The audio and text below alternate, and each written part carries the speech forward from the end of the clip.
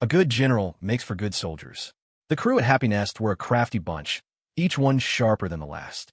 When they were out and about, they followed the example of their own young boss, Leo, never revealing their connection to Happy Nest in front of strangers. They could slip on the employee ID of another company in a heartbeat. In their daily interactions, their ability to read a room was maxed out. Just now, on the ground floor of the East Bay Global Financial Center, they were waiting for an elevator. The door slid open, and their eyes widened when they saw Leo standing inside. Surprise and recognition flashed across their faces, and a greeting was on the tips of their tongues. But in the next second, their peripheral vision caught the cool, stunning figure standing beside their young boss. Instant recognition. Holy shit, it's the boss's wife. These two Happy Nest employees were company veterans. They had worked the booth at the East Bay Comic and Anime Fest last summer. They had seen Leo and Claire visit the booth back then and knew their CSO was keeping his role as chief strategy officer a secret from his girlfriend. And so, in that moment, the two employees didn't even need a signal from Leo. In a flash of inspiration, they completely changed their tune. Excuse me, young man, could you tell us where the restroom is? Their expressions were dead serious, their question delivered with the utmost sincerity. Leo pointed in a random direction. Oh, it's over there. The two employees nodded, thanking him enthusiastically. Great, thanks a lot. The next second, they vanished, zipping away from the scene. The entire incident, from start to finish, lasted no more than 5 seconds. It was so fast, it was hard to even process. Claire had been a little confused when the two men ran up, but now she understood. She glanced out of the elevator, but they were already gone.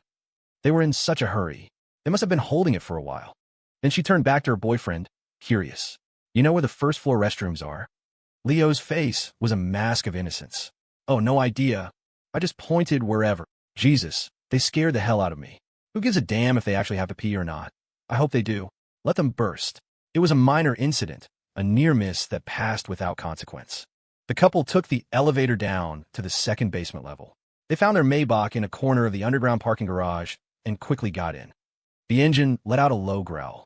May was awake, carrying her master and mistress. She drove out of the garage and up to street level, soon merging into the evening rush hour traffic of the Lujui district.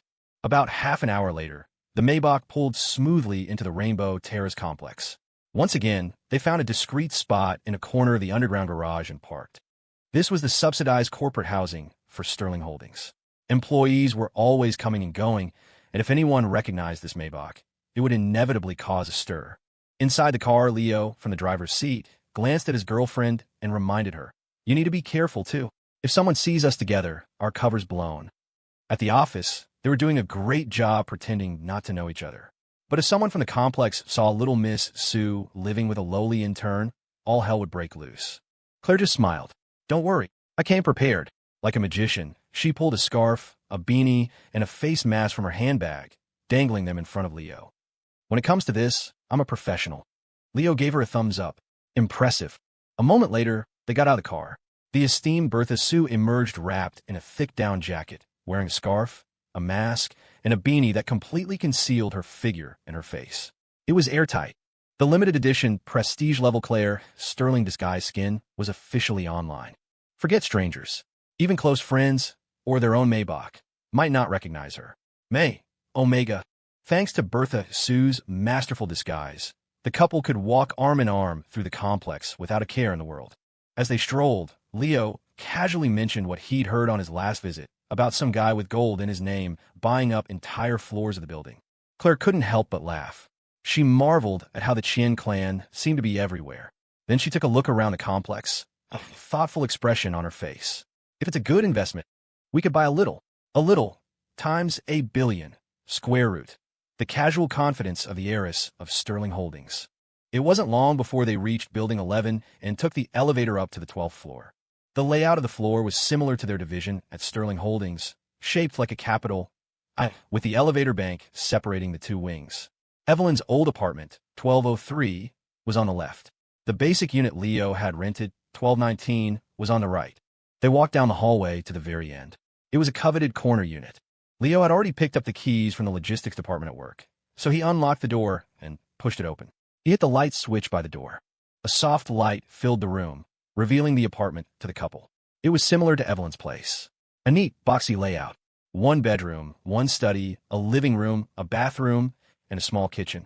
Being a corner unit, the living room was blessed with windows on two sides, offering a 90-degree panoramic view. Looking out, they could see the glittering nightscape of the East Bay, a sea of high-rises and streams of traffic. The apartment wasn't large. The entire place was probably the size of a living room at the L&S house. But it was clean and tidy, and the soft indoor lighting combined with the bustling city lights outside created a surprisingly warm, cozy atmosphere. Leo turned to his girlfriend. "Is it too small? If it is, we could get a bigger place." But Claire shook her head firmly. Her eyes sparkled as she looked at their small, warm new home. "No, I love this." Although it was a brand-new, fully furnished employee apartment, ready for move-in, the couple still needed to buy some daily necessities. Unfortunately, in 2009, the food delivery industry was just getting started. Grubhub had only been around for a few years, and services like DoorDash and Uber Eats were still years away. They couldn't just order everything they needed from their phones. But this era had its own methods. There was a small flyer taped to the door, an ad from the convenience store downstairs in the complex. It had a contact number for phone orders, and the owner would deliver right to their door. It saved Leo and Claire a bit of trouble. A lifetime apart, the two reborn souls were once again experiencing the most primitive form of shopping in an era without modern delivery apps, ordering by phone. The convenience store was right inside the complex, so the delivery was fast. Before long, several large bags filled with daily necessities were spread across the living room floor. Everything from toothbrushes and cups to trash bags and trash cans, cooking oil and condiments, brooms and mops, toiletries, and even a complete four-piece bedding set. They had it all. Leo found a small wooden plaque in one of the bags. "What's this?" Claire took it with a smile. "I asked the owner. They just finished renovating and had some scraps left over. They gave it to us for free." She pulled a marker she'd bought from another bag and, with elegant yet bold handwriting, wrote a few words on the plaque. L and S dorm. When she was done, she held it up for Leo to see. "From now on, this is the L&S dorm. The L&S house, broke but cozy edition, officially launched. Of course, if their roommates ever came to visit, they'd have a different take on it." "The L&S dorm? You mean the singles slaughterhouse?" With the basic necessities acquired, the couple began to sort and arrange everything in the living room, kitchen, and bedroom. While Leo was in the bedroom making the bed, Claire went to the bathroom to organize the toiletries. She had also bought 2 bathroom storage racks. Bertha Sue was full of confidence. "Leave it to me. I can install these." But Leo had just finished spreading the sheet on the bed when he heard a call for help from the bathroom. "Leo, can you come here for a second?" He dropped what he was doing and walked in the bathroom. On the floor was a scattered pile of rack parts, screws, and a screwdriver. One rack was already assembled, but had been twisted into a bizarre, abstract shape. It looked like something Marco would design. Leo glanced at his girlfriend. Claire's expression was perfectly composed. "This kind of work is too simple. It's boring. You should do it." A stubborn, proud girlfriend was even cuter. Anyone with a girlfriend would understand. Those without, well, too bad. Leo chuckled. "All right, I'll do it. I'll do it." The furniture assembly that had stumped the mistress of the single slaughterhouse was a piece of cake for the master. Watching the rack that she had struggled with for so long quickly take shape in her boyfriend's hands and get securely mounted on the wall, Claire offered her praise without hesitation. "My husband is so capable." Hearing the word husband from Bertha Sue was a rare treat. Leo, never one to miss an opportunity, pushed his luck. "Is a compliment all I get? No tangible reward?" Claire thought for a moment, then nodded enthusiastically. "Then, as a reward, I'll cook for you later." Before she had even finished her sentence, a certain someone shot out of the bathroom like a rocket. "The living room still needs cleaning. I'll go sweep." They hadn't hired a cleaning service beforehand, so the new master and mistress of the single slaughterhouse took on the task of cleaning themselves. They did so cheerfully. Claire spent a long time in the bathroom with a rag, even kneeling on the floor to meticulously scrub the brand-new toilet. If any of the employees from her division, or even from the entire corporation, saw this, their jaws would shatter. The cool, aloof, and impossibly beautiful little Miss Sue, kneeling on a bathroom floor like a diligent housewife scrubbing a toilet. What kind of bastard was lucky enough to marry a woman like this? That bastard was currently mopping the living room floor. When Claire finished her cleaning, she emerged from the bathroom, unconsciously brushing a stray strand of hair from her forehead. She looked up and saw him. Under the warm, soft light of the living room, the handsome, slender figure of the most important man in her life was bent over, intently mopping the floor. The panoramic windows reflected the countless lights of the East Bay, which in turn illuminated the man in their cozy little home. Even a simple, boring chore like this seemed graceful and skilled in his hands, as if he had lived in a small home just like this for a long time, busying himself like this countless times before. Claire leaned gently against the bathroom doorframe, watching the scene, feeling a sense of dazed wonder. In her past life, in Northwood, she had heard his parents talk about how their son had worked so hard after graduating and entering the workforce. In the beginning, he had lived in a tiny rented apartment. It was tough, tiring, but he rarely mentioned it to his family, shouldering everything himself. In her past life, she had never been to that tiny apartment. But from their stories, she had tried to imagine it.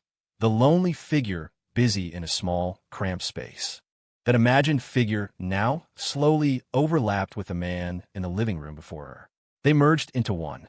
For a moment, Claire felt a dull ache in her heart, a pang of sorrowful tenderness. It made her walk forward and gently wrap her arms around her boyfriend's waist from behind. Leo instinctively stopped mopping and tilted his head slightly. "What's wrong?" Claire buried her head in his warm, broad back and shook her head, her voice a soft murmur. "Nothing. I was just wondering if there's another world out there. In that world, I'm not by your side. You go to school, graduate, get a job, all by yourself. Are you like this, squeezing into a tiny apartment to save on rent, worrying about daily expenses, coming home after working overtime to do chores? Are you lonely? Is it hard?" Leo froze. His girlfriend's whispered words made him recall distant memories from his past life, memories that had already begun to fade. Lonely? Hard. In his past life, he had been so focused on working and surviving that he didn't have the time for self-pity. Trying to make a life for himself in a big city like this, just the effort alone had exhausted him. There was no room for anything else. When no one asked, he never thought much of it. But now, hearing the most important girl in his life ask him with such sad tenderness, he suddenly realized that maybe, just maybe, it hadn't been easy. Lost in thought, he eventually smiled, a mix of nostalgia and emotion in his voice. Yeah, if a world like that exists. The me in that world at that time must have had it pretty rough. He paused, then turned to pull her in front of him, his tone becoming light again. "But it's okay. In this world, I have you, don't I?" Claire nodded fiercely. "MHM." Then she stood on her tiptoes and gave him a gentle kiss on the lips. When they parted, her gaze was serious and solemn, as if making a vow. "The Leo of this world won't have it rough and won't be lonely, because I'll always be with you." Hey, that was pretty good. A little encouragement and some gifts would be nice. I'll probably have to update after 6 p.m. again tomorrow.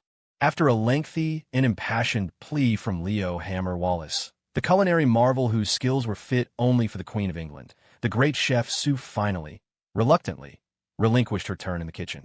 Leo, parched from his desperate negotiations, felt a wave of relief wash over him as he darted into the kitchen. He was afraid if he moved half a second slower, his dear wife might change her mind. Once inside, he relaxed. Pots, pans, and all the necessary ingredients were there, thanks to their earlier phone order. Leo got to work with practiced ease. He decided he would pull out all the stops tonight and cook a few of his best dishes, as thanks for his girlfriend's mercy. While Leo was cooking, Claire sat at the small dining table outside, her chin resting in her hands, watching him without blinking. The apartment's kitchen had a transparent glass sliding door, allowing her to see her boyfriend's skilled and busy silhouette. The kitchen here was significantly smaller than the one at the LNS house. The space was tight, barely enough to turn around in. But in this tiny kitchen, the master of the house moved with an effortless grace. It almost felt as if this smaller space was more familiar to him, more suited to the man working at the stove. His handsome, tall figure seemed to blend naturally with a modest room, radiating a simple, ordinary warmth. A homey feeling. Claire's heart warmed as she watched. For some reason, she felt like, in this moment, she had truly become a part of his life. It was as if the scene she had only been able to imagine from other stories and written words had finally become real. And she was no longer just an observer. She was in it. She belonged. She took out her phone, opened the camera, framed the scene, and pressed the shutter button. A soft click echoed in the quiet room. The moment was captured. Claire expertly opened the Reasonable Couple account on Happy Nest and uploaded the photo. She paused at the text editor. After a moment's thought, she smiled and typed. "The simple warmth of a home is the greatest comfort to a weary heart, and this simple warmth is all mine." Then she hit post. The Reasonable Couple account now had 500,000 followers on Happy Nest.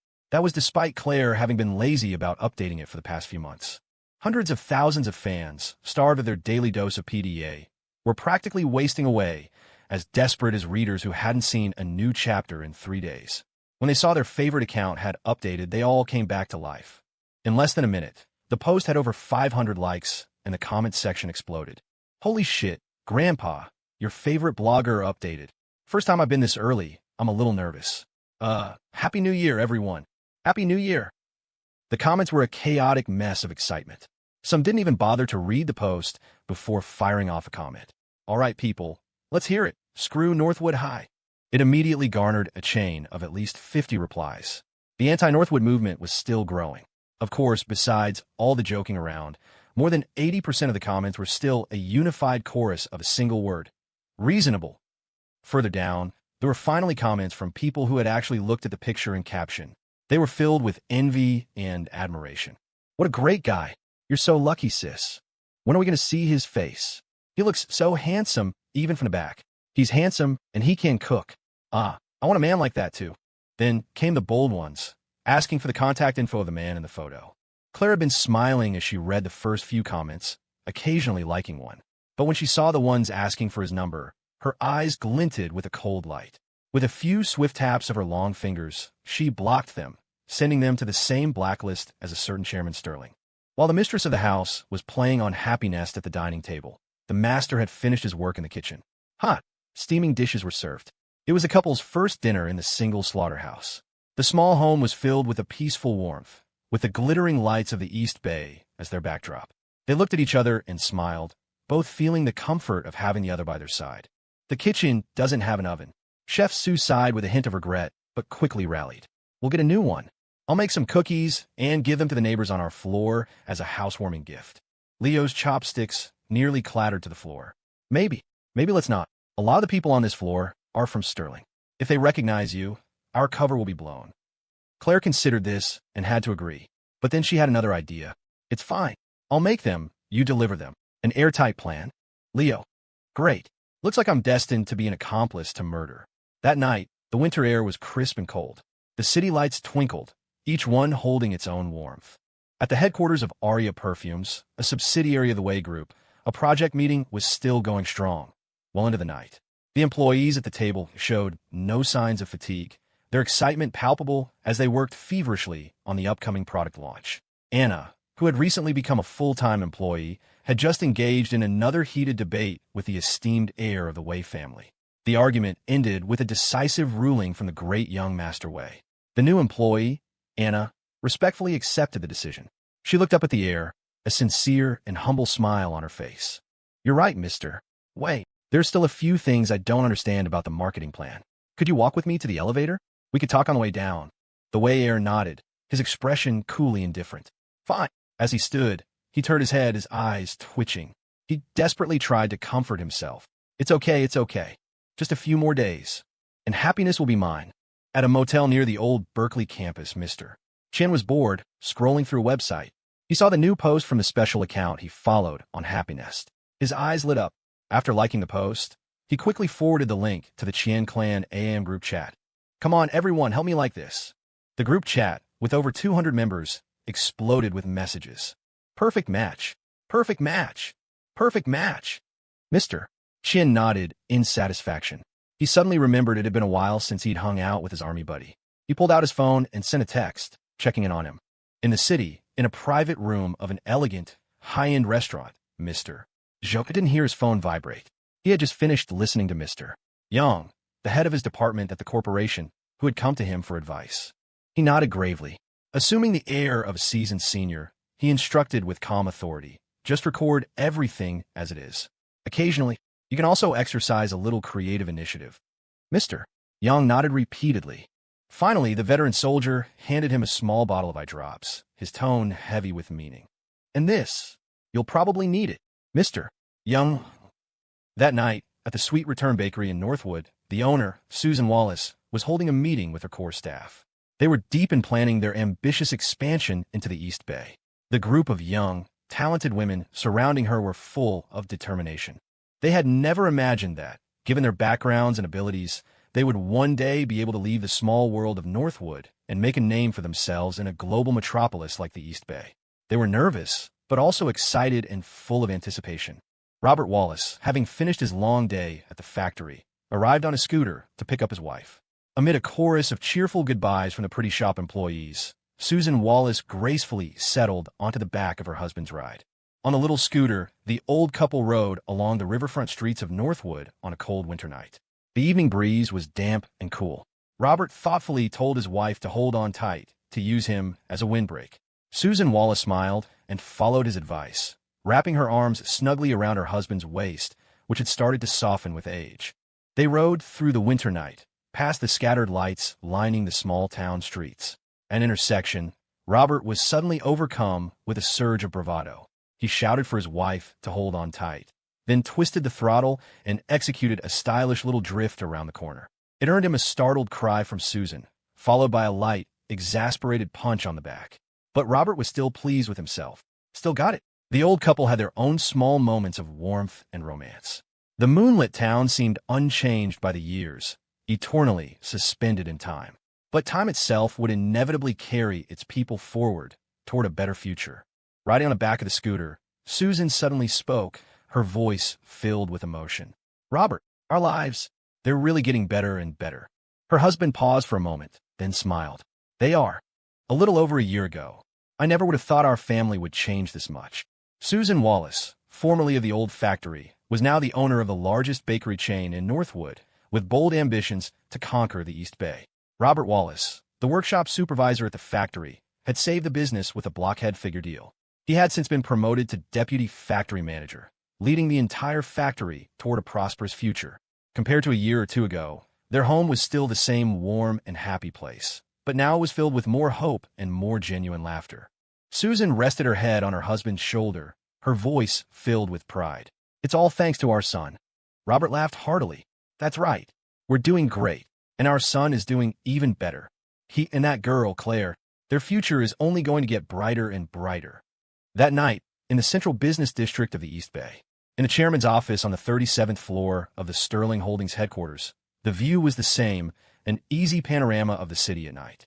But the head of the Sterling family, standing by the window, had no interest in the view.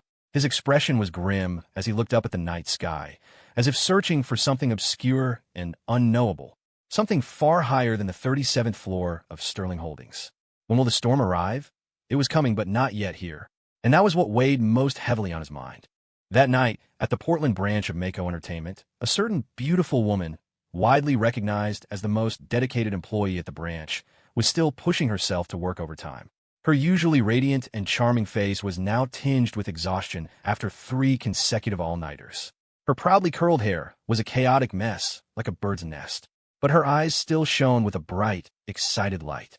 Just a little more effort, then she could finally escape this godforsaken Portland branch. She would give it her all to get to the East Bay headquarters as fast as possible to see that bastard Kevin Zhao. The great Serafina Vance, top corporate spy from the Quad's marketing department, would never give up. That night, on the 57th floor of the East Bay Global Financial Center, in the A wing of the Sterling Holdings business division, the lights of the office building were going out floor by floor. But in one small cubicle in a corner, a soft, warm light still glowed, illuminating the slender figure of Evelyn Vance, bent over her work. It was hard work, but even in this ordinary office job, the future General Vance was as diligent and hard-working as ever. She was carefully finishing up her handover tasks. It was tiring, but the promise of a bright future kept her going. She thought of the invitation she had received in the office, the incredible opportunity that awaited her. All fatigue vanished, replaced by a sense of hopeful anticipation. She took a deep breath and focused on her work again. But then, her eyes fell upon a certain document. Her gaze froze, and then she let out a soft, questioning, "Huh?" When a new day arrived, the master and mistress of the single slaughterhouse got ready and left for work. They drove the Maybach to the underground garage of the East Bay Global Financial Center. A small, customary farewell kiss in the car, and then they got out. In a split second, they seamlessly switched back to being strangers. The heiress of Sterling Holdings, exuding a cool and formidable aura, clicked her high heels into the elevator bank. The intern, Leo Hammer Wallace, waited a good half-minute before slowly, unhurriedly, following her. When he reached the elevators, the Sterling heiress was already on her way up. Intern Leo waited for the next car. A moment later, the elevator on the left arrived, and the door slid open. Leo stepped inside.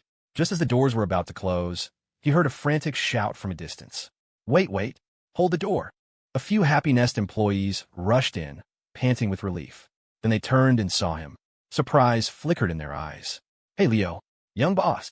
One of them enthusiastically scanned his own card and pressed the button for the 61st floor, then asked curiously, We didn't hear Mr. Chung mention it. Are you here for a meeting today? Leo glanced at the Sterling Holdings ID card in his hand. Then he glanced at the lit button for the 61st floor on the panel. He thought for a moment, sure, why not? The Happy Nest employees? ? The clever ones among you probably have a feeling that the main plot is about to speed up. As always, asking for some love and gifts work has been busy, so updates will probably be in the evenings. Leo had been planning to press the button for the 57th floor to clock in at Sterling Holdings. But before he could, his own Happy Nest employees had jumped in and hit 61. There was no easy way to explain this to them. He figured, what the hell? 57th floor, 61st floor, it was all work anyway. What was the difference? Since the button was already pressed, he might as well pop up to his own company for a visit. Leo didn't elaborate. The other Happy Nest employees in the elevator were still puzzled. What did the young boss mean? Sure, why not? Where else would he be going in the global financial center besides their own office? But then, to their astonishment, their young boss suddenly seemed to remember something. He took out his ID card, swiped it on the panel, and pressed the button for 57. A visit to Happy Nest was fine, but his duties as a Sterling intern couldn't be neglected. He wasn't about to start showing up late every day like a certain General Vance. The elevator reached the 57th floor, and the doors slid open. Under the bewildered gazes of his employees, Leo shot out of the car, sprinted to the Sterling Holdings entrance, and scanned his ID card at the time clock. A clear beep sounded. Clock in successful. Then he dashed back into the elevator just as quickly. All right, close the doors. One of the employees, still dazed, instinctively followed the order and pressed the close button. As the doors slid shut, the bewildered group turned to stare at their chief strategy officer. Seriously, what was that all about? Noticing the confused looks, Leo glanced at his employees. He thought for a moment, then put a finger to his lips. Trade secret. Don't spread it around. The employees blinked. Then, understanding dawned on their faces, and they nodded vigorously. Got it. Don't worry, young boss. Our lips are sealed. They thumped their chests in promise, exchanging knowing glances. They'd heard that during the Nexus Gala, their CSO had infiltrated the senior management of Quad's East Bay office, brilliantly acquiring crucial intelligence. It was like something out of a James Bond movie. And now, he was targeting Sterling Holdings on the 57th floor. He must be planning another big move. With this thought, the employees looked at their CSO with even greater admiration. As expected of our young boss, our company just moved into this building a few days ago, and he's already managed to infiltrate Sterling Holdings. No wonder he's the CSO. Clearly, we still have a lot to learn. Arriving at the new Happy Nest headquarters on the 61st floor, Leo walked into the middle of the regular morning meeting for department heads. The conference room was filled with surprised murmurs. Whoa, young boss, am I seeing things? Why is the young boss here today? Oh no, did something big happen? It was a widely accepted fact at Happy Nest that their esteemed chief strategy officer would slack off whenever possible and never show up at the office unless absolutely necessary. When he did show up, it usually meant something major was about to go down. The whole room was instantly on edge, a mix of tension and excitement. Damn it, things have been getting a little boring lately. Who are we fighting this time? HR, logistics, admin, marketing, legal. We're all ready to back you up? Even Shin Shur, the head of security, poked his head in from outside the conference room. Is there a fight? His team of veterans, from Zhou 1 to Zhou 7, were all cracking their knuckles, eager for action. David Chung, the CEO, was exasperated. He put on his stern CEO face and snapped. What is all this nonsense? This is a meeting. Settle down. Once his subordinates had finally quieted down, Mr. Chung pulled his business partner aside and whispered conspiratorially. So, what's the situation? Who are we taking on this time? Lao. Now, it was his turn to be exasperated. No one. I was just in the neighborhood and thought I'd drop by. Is it not reasonable for a company's CSO to visit the office? Hearing there was no fight, David lost interest and rolled his eyes. It's reasonable for any other CSO to visit the office. But for our CSO to show up on a Tuesday, the sun must be rising in the west. And it was true. Leo usually only came to Happy Nest on Mondays and Fridays, when he had classes at the new campus. A Tuesday visit was rare indeed. Leo scratched his head, realizing it was true. Don't worry, I'll probably be stopping by more often from now on. Since he was here, he sat down to listen in on the meeting. It was a rare occasion for all the senior staff to be present. The company's two pillars, the CEO and CSO, sat side by side at the head of the table. The department heads below them sat up straight, taking turns to report on their work and project progress. Happiness' current focus was divided into several areas. First, the daily operations and maintenance of existing projects. Second, key projects and charitable initiatives in partnership with the East Bay City government. The first area didn't require much worry. The expansion of the gaming platform and the operation of their own mini-games, led by Garden Grab, were becoming increasingly mature. The rating system, which combined elements of Yelp and Instagram, also had dedicated teams working on it. While Nexus and Apex Group were busy fighting each other tooth and nail, Happiness was quietly scooping up resources, users, and business traffic. As CSO, Leo listened to the reports and nodded, offering his guidance. Keep a low profile. Don't let anyone else notice what we're doing. The senior managers seated below him all understood and nodded enthusiastically. Got it. Sneak into the village quietly. Don't fire a shot. They exchanged sly grins. This was definitely not the kind of corporate culture you wanted outsiders to see. However, the projects in partnership with the city government were of the utmost importance. It wasn't just because Leo had made a promise to his senior, Governor Zhao Bojan. These charitable projects, which benefited society and the public, were, in his plan, the true foundation upon which Happiness would build its future. It was just as Dr. Finch had hoped. A truly great company should have a sense of social responsibility. From building a public information platform to creating an anti-rumor mechanism and the Happiness charity tree planting project, this was the first step Happiness needed to take on its path to greatness. It cannot be taken lightly. It cannot be neglected. Leo tapped his fingers thoughtfully on the conference table, his gaze sweeping over the core team. The public information platform in partnership with the government. Who's in charge of that right now? From a seat near the middle of the table, a bright, striking figure raised her hand and stood up. I am. The person who stood up was Hannah Ling, a 2003 graduate of East Bay University School of Electrical and Mechanical Engineering. She was one of the earliest core employees to join the two founders when Happiness was established. This woman, widely regarded as the company's star agent, had shed her initial ingenue persona after a year of hard work, becoming more mature, sharp, and capable. Currently serving as the company's spokesperson, her image and eloquence were impeccable, earning her widespread praise from the public. Moving to a role that involved liaising with government officials was indeed a perfect use of her skills and strengths. Leo saw it was Hannah and nodded slightly. He trusted the abilities of this woman, who was technically his senior. But even so, because of the immense importance of this job, he still gave her a few extra instructions. The construction of the public information platform was a crucial guarantee for Happiness' future. It was its very foundation. Therefore, even if it meant allocating more manpower, resources, or budget, the company had to give it their all. This wasn't about making money.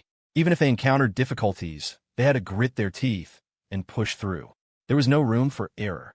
As he laid out his thoughts, Leo's tone inevitably grew more serious, even stern.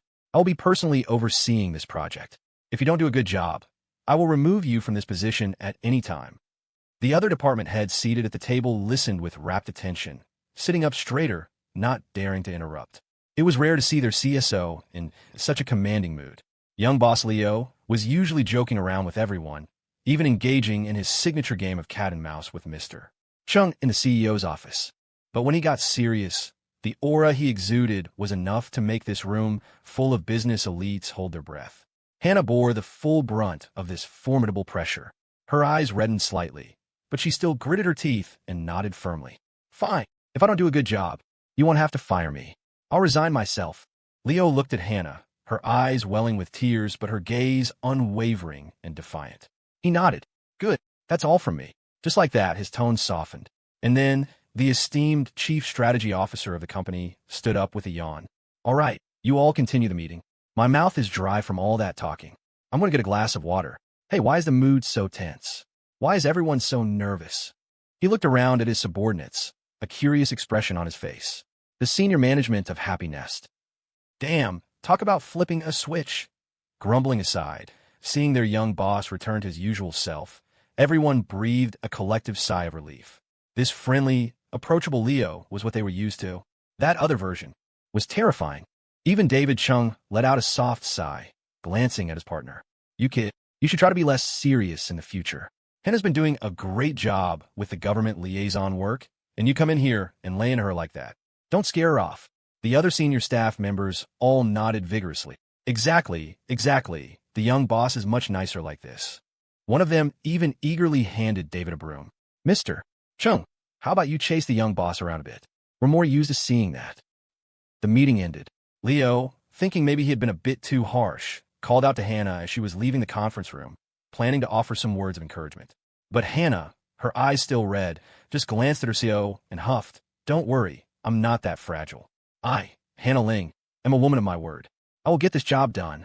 Then she tossed her head and stomped away, clearly still upset about being talked down to.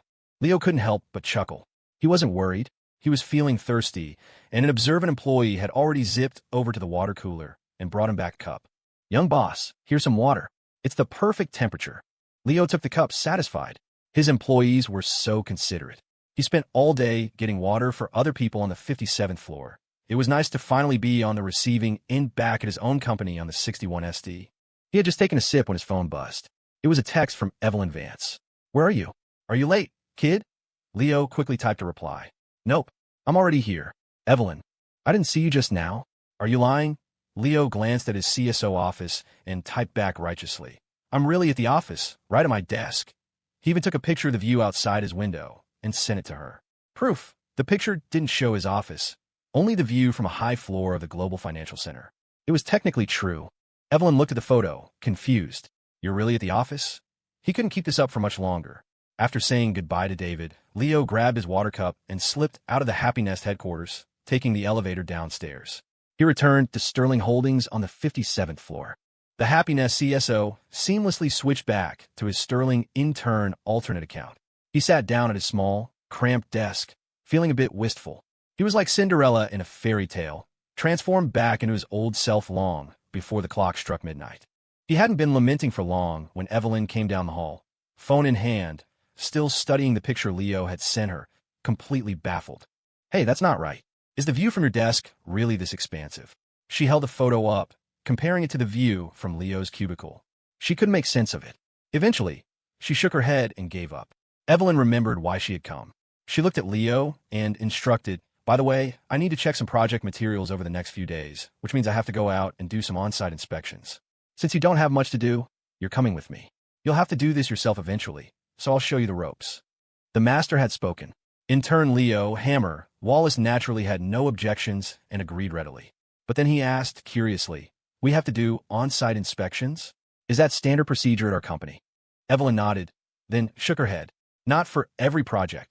She seemed to recall something, and a slight frown creased her forehead. "Last night, I was looking through some documents and data, and I felt like the revenue reports for a few projects didn't add up.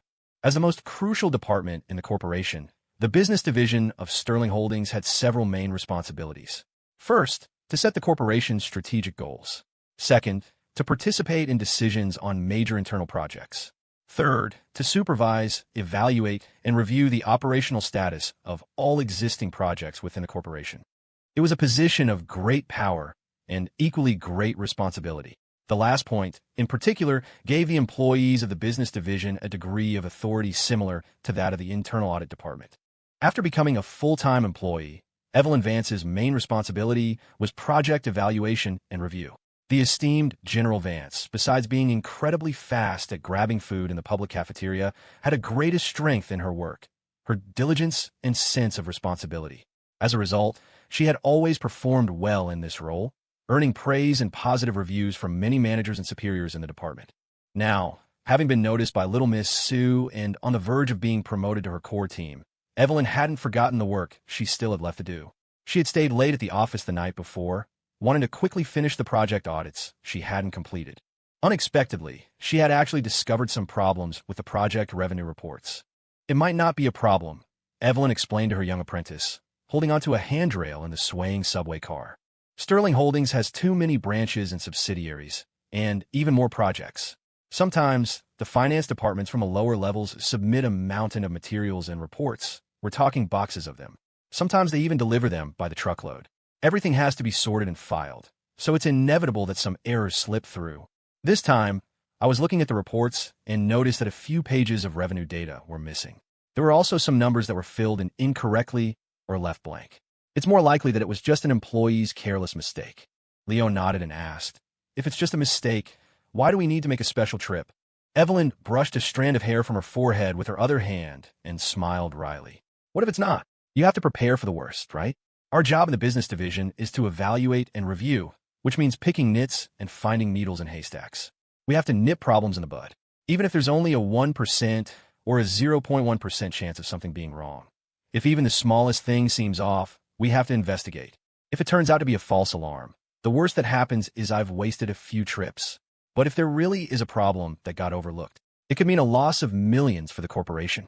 As she finished, Evelyn's tone grew serious. She instinctively went into teacher mode. "So, you need to be vigilant in the future. As an employee of the business division, you don't have to be brilliant, but you absolutely have to be diligent." Leo, who didn't need to be told this. As the owner of two companies, Mako Entertainment and Happy Nest, he understood these principles better than most.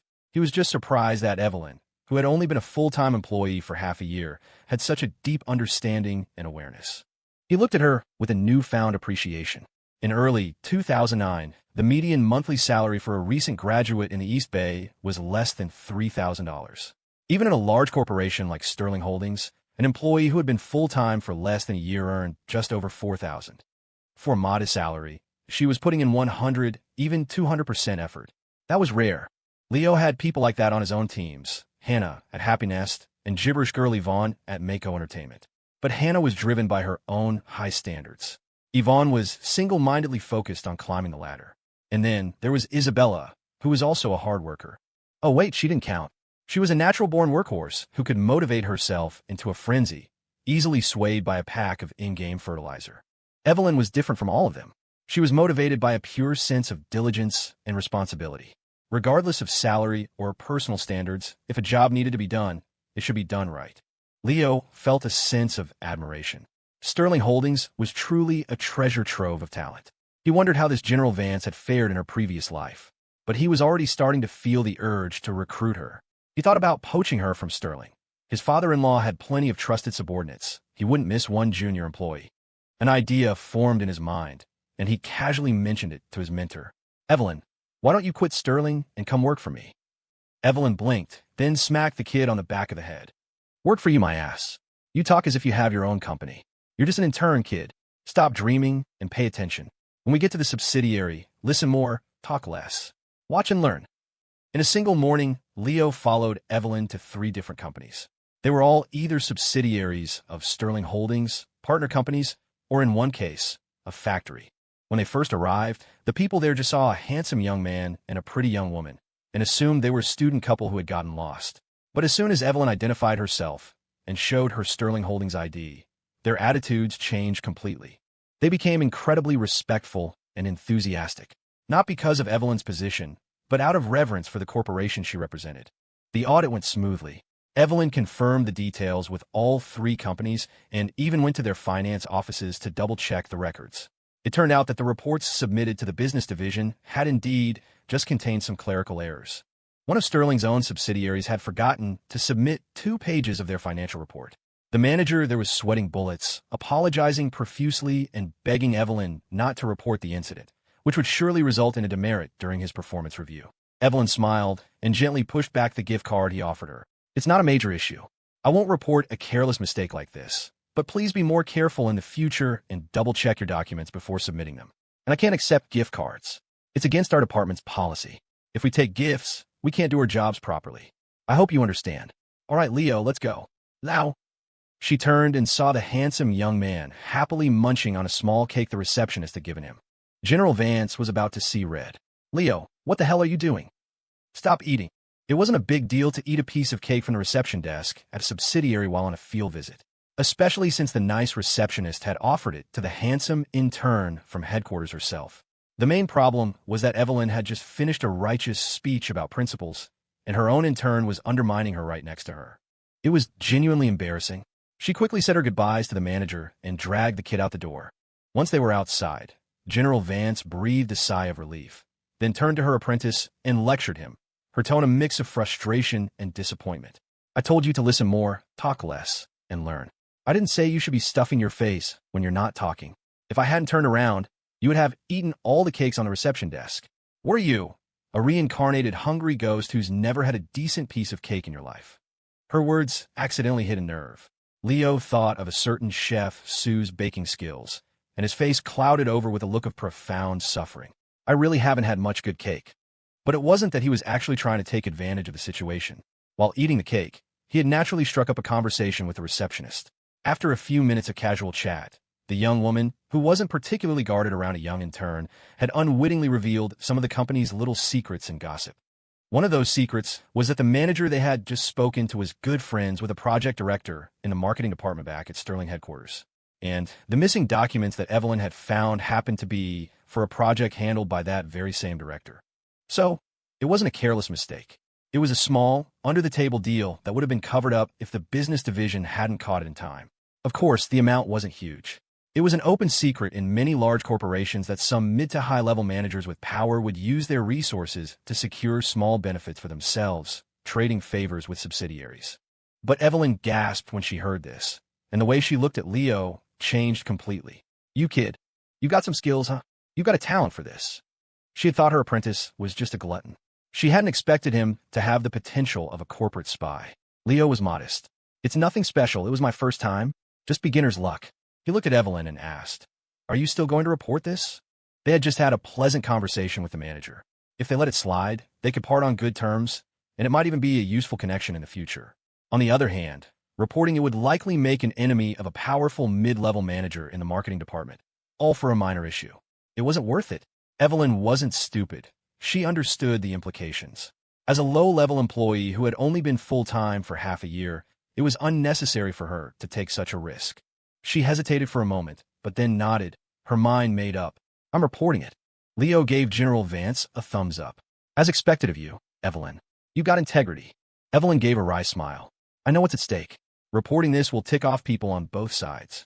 What does integrity have to do with it? You can't spend integrity. She sighed, then shook her head. But the company gave me this job, and I have to do it responsibly. If I let it go for the sake of appearances. She tapped her chest. I couldn't live with it. Evelyn herself had been hesitant when she made the decision, but saying it out loud to her apprentice seemed to solidify her resolve. After she said it, she felt a sense of relief. Then she realized her heartfelt speech hadn't earned a single word of praise. She looked up, puzzled, and saw that the brat had somehow ended up 15 feet away at a street food cart. Hey, boss, one order of your spicy skewers, extra spice. General Vance was both embarrassed and furious. You brat. Are you telling me you're not a reincarnated hungry ghost? It was noon, time for lunch. It was too late to go back to the company cafeteria, so Evelyn, who knew the area well, took Leo to a small diner nearby. It was a popular spot for the local taxi drivers. As soon as they walked in, they were hit by a wave of noise and a crush of people. General Vance's food-grabbing skills were once again on full display. She grabbed a tray with one hand and her apprentice with the other, plunging into the crowd. Follow me. We're getting the braised pork first. After lunch, they had 3 more companies and partners to visit. It was a long day of fieldwork for Leo, but he didn't find it tiring. He just followed his mentor and learned. While Leo was fine with it, back at the Sterling Holdings business division, a certain heiress was frowning. After a busy morning, she had been hoping to sneak away for a little rendezvous with her boyfriend during her lunch break. But she heard he was out on field work with his mentor. What kind of mentor was so dedicated and responsible?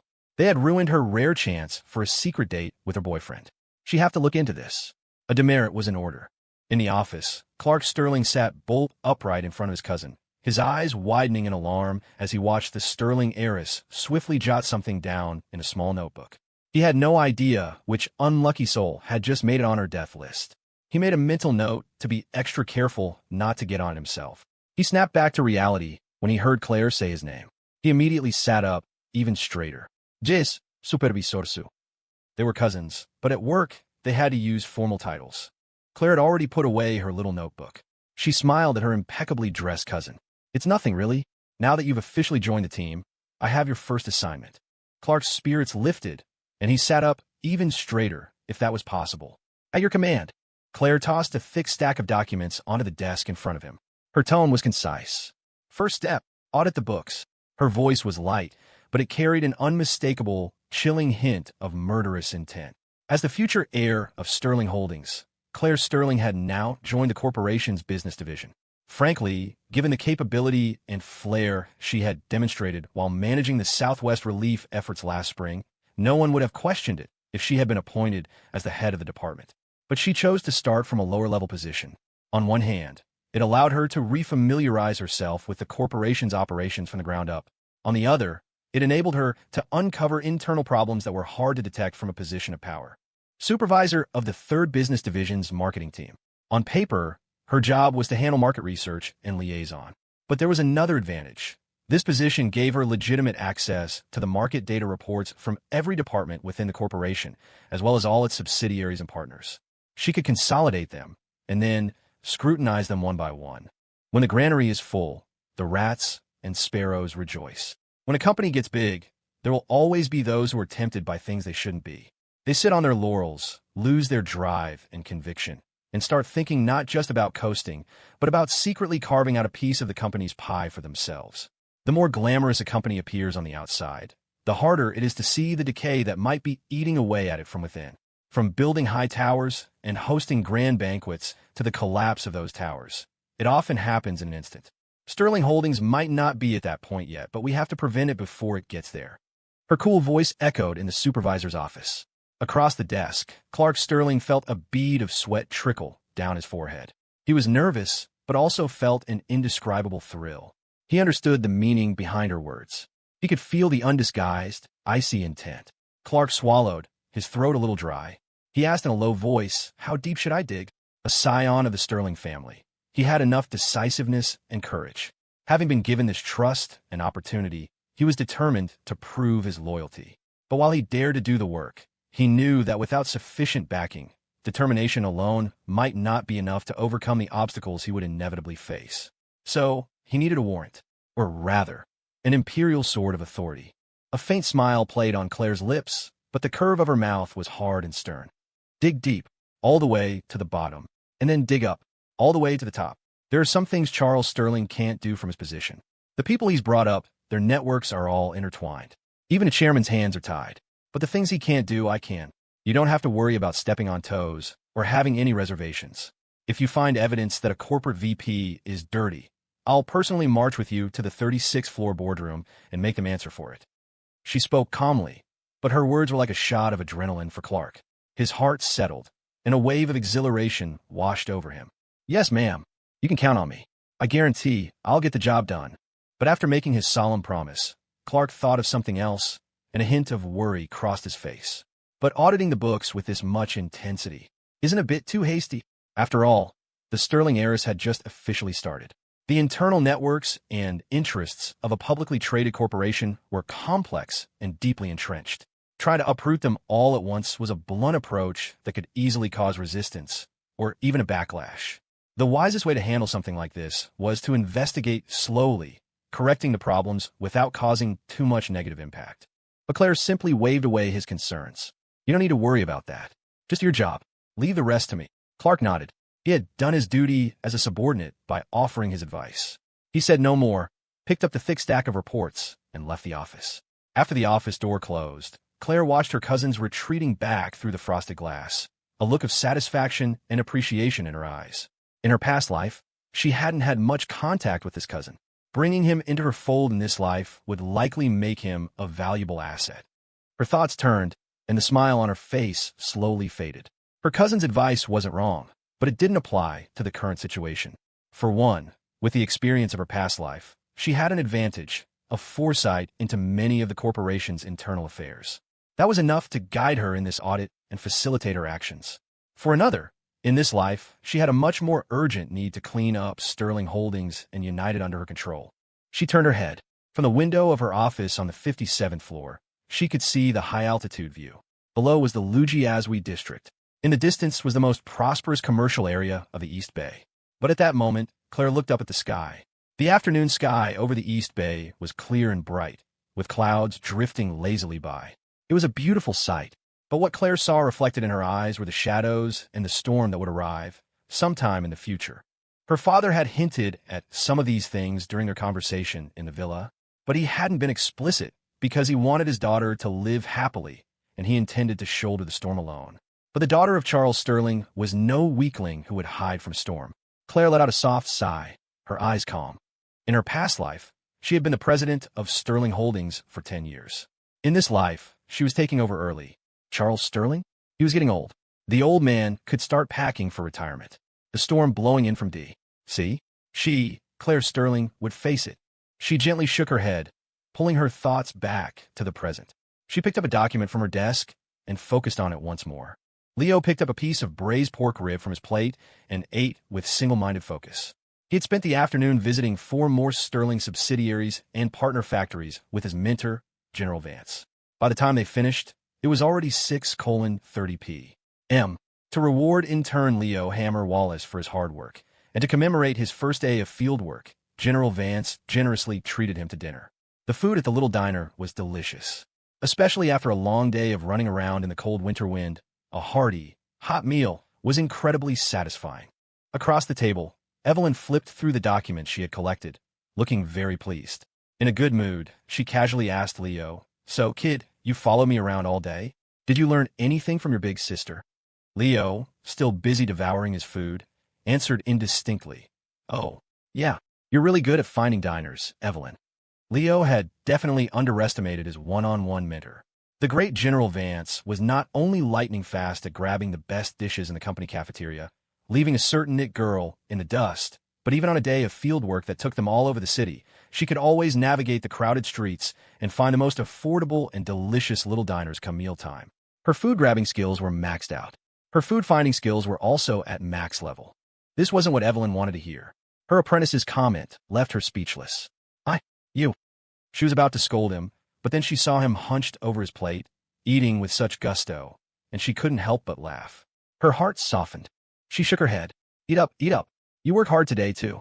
She picked up a pair of disposable chopsticks from the container, snapped them apart cleanly, and skillfully scraped off the splinters before starting on her own bowl of steaming white rice.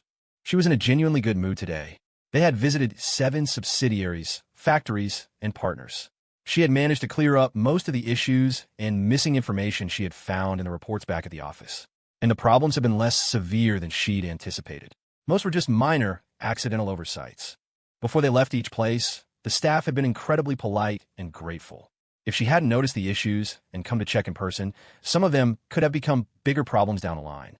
She had refused all their offers of gifts. The gratitude they showed, and the satisfaction of a job well done, was reward enough for a long day's work. It was incredibly fulfilling. The mentor and apprentice sat across from each other, both focused on their food. You could really tell they were a pair. Normally, they were a handsome man and a beautiful woman, but the way they ate, you'd think they were reincarnated hungry ghosts. Oh, General Vance was the reincarnated hungry ghost plus. Intern Leo Hammer Wallace paled in comparison. It was hard to imagine that the former girl of East Bay Foreign Language University, the beauty with countless admirers at Sterling Holdings, could eat with such a complete disregard for her image. She popped a whole chicken drumstick in her mouth, and, a second later, only a clean bone emerged. Before she had even finished chewing, a piece of braised pork rib was already on its way. It was a mystery how her delicate mouth could hold so much. Finally, she took a big mouthful of rice, nearly choked, then quickly washed it down with a slurp of tomato and egg soup. She patted her small stomach, satisfied. "All right, 30% full. Waiter, another order of the lion's head meatballs." As they ate, they chatted. Evelyn, having taken the edge off her hunger, finally had time to impart some workplace wisdom to her apprentice. "The work I'm doing now, you'll be assigned to do on your own eventually. Field work is mostly about dealing with people. You're from the business division at Sterling, so the subsidiaries and partners are supposed to be deferential to you. But you can't actually act all high and mighty. You have to be humble. Sometimes even act a little dumb to get them to lower their guard so you can find out more. Basically, it's about playing dumb to catch the smart guy. You get it, right?" Leo nodded humbly. "I think so." Evelyn snorted and waved her hand with an air of authority. "You don't know Jack. You've only been an intern for a few days. You still have a lot to learn. It took me half a year of stumbling around in the real world to figure this stuff out. Also, you need to be more observant. Don't mess with people you shouldn't. You college kids, you're all so principled. Once you decide on something, you have to see it through. That's fine in school, but in the real world, you'll just end up getting your head bashed in." Evelyn sighed, as if recalling her own experiences and lessons learned after graduation. She was now passing on her hard-won knowledge to her young apprentice, hoping he wouldn't make the same mistakes. Leo smiled. Then why are you still planning to report it? The collusion between the subsidiary manager and the marketing director was bound to cause trouble if she reported it. Evelyn was telling him not to be so rigid, but she was still sticking to her principles. Hearing his question, Evelyn scoffed. What do you know? Your mentor isn't stupid. I've got backup. She thought of how she would soon be joining Little Miss Sue's team, and a smile spread across her face. She had heard about Little Miss Sue's accomplishments at headquarters last year, and having seen her in person recently, she was even more certain. Working under her, she would definitely be able to achieve great things. Leo was unfazed. That's fine. I've got backup too. Evelyn laughed. You, a sophomore intern, you have backup? Now, my backup is the real deal. It would blow your mind. Leo looked at her sideways. My backup would blow your mind. They eyed each other suspiciously for a moment, then both came to the same conclusion. Her/his backup couldn't possibly be better than mine. After dinner, Evelyn had to go back to the office with the materials she had collected to update the reports. That meant she would be working late again. General Vance didn't mind. Her sense of responsibility demanded it. She waved Leo off, telling the intern to go home. It was 7:30 p.m. by the time Leo got back to their apartment in Rainbow Terrace. He was about to unlock the door when he heard footsteps behind him. It was Claire, just getting home from work. She was in her usual disguise, mask, scarf, and beanie, completely unrecognizable. Seeing her boyfriend at the door, she launched herself into his arms. Leo opened the door, still holding her, and they went inside the LNS dorm. Why are you so late? Claire clung to him like a koala. So tired. Let me hug you and recharge for a bit. Only in front of her boyfriend did the sterling heiress show this clingy, affectionate side. There were still some ingredients in the fridge. Leo quickly cooked dinner for his wife. He had already eaten, so he just sat at the table, smiling as he watched her eat with relish. They chatted casually, not really talking about work. Claire finished her meal, looking content. Then she remembered something, and her eyes lit up. Oh, right. My oven and baking supplies arrived. Leo's face changed. He instinctively tried to run.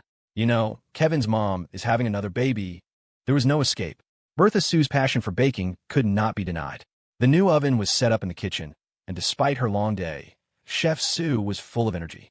She dove into the kitchen and whipped up 2 trays of cookies. The aroma was intoxicating. The aura of death was suffocating. Leo righteously declined Chef Sue's invitation to try one. He suggested that such delicious treats should be shared with the other neighbors in the building. In a situation like this, he couldn't afford to worry about anyone else's survival. He had to save himself first. After they washed up for the night, and after he finally got his girlfriend to go to sleep, Leo tiptoed to the kitchen, grabbed the cookies, and headed out.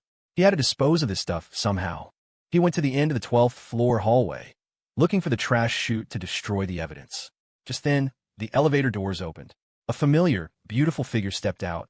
Evelyn, just back from working late, looked at Leo in surprise. What are you doing, kid? Taking out the trash. Wait, what's that smell? Whoa, those cookies look good. As always, asking for some encouragement and gifts. Evelyn Vance, 23 years old. Born one winter, 23 years ago.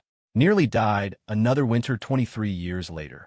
Leo was actually quite fond of their mentor-mentee relationship, which was why the very instant Evelyn showed interest in the bag of cookies he was holding, he was prepared to launch it into the hallway trash can at top speed. Unfortunately, General Vance's reflexes were faster. She shot out a hand to stop him. Hey, what are you doing? You're just going to throw away perfectly good cookies like that. Without another word, she snatched the bag from him, her eyes lighting up with interest as she admired the baked goods through the plastic. They look pretty good, right? You said your girlfriend likes to bake, didn't you? Did she make these? Tossing your girlfriend's lovingly made cookies. You're a failure of a boyfriend. You know that? Even if you're sick of them, you could at least share them with the neighbors. Almost everyone on this floor is a Sterling Holdings employee. Maintaining good neighborly relations is important, you know? Leo nodded sincerely. I know. It's because I know that I can't share them. Otherwise, the entire floor of Sterling Holdings elite would be wiped out in one fell swoop. Evelyn, oblivious to Leo's pained expression, found the cookies more and more appealing the longer she looked.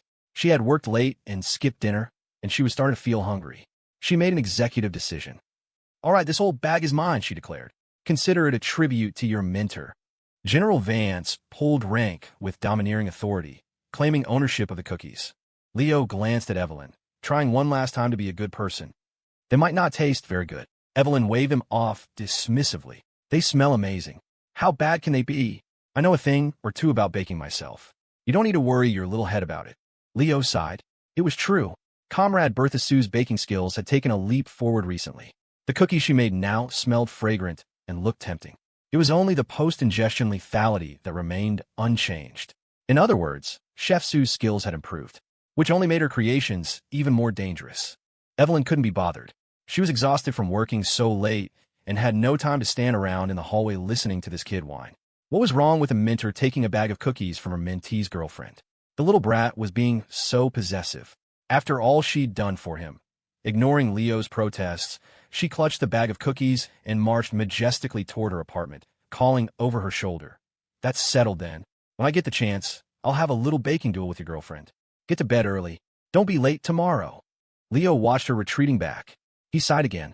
Someone was definitely going to be late tomorrow. The next morning, the East Bay Global Financial Center, 57th floor.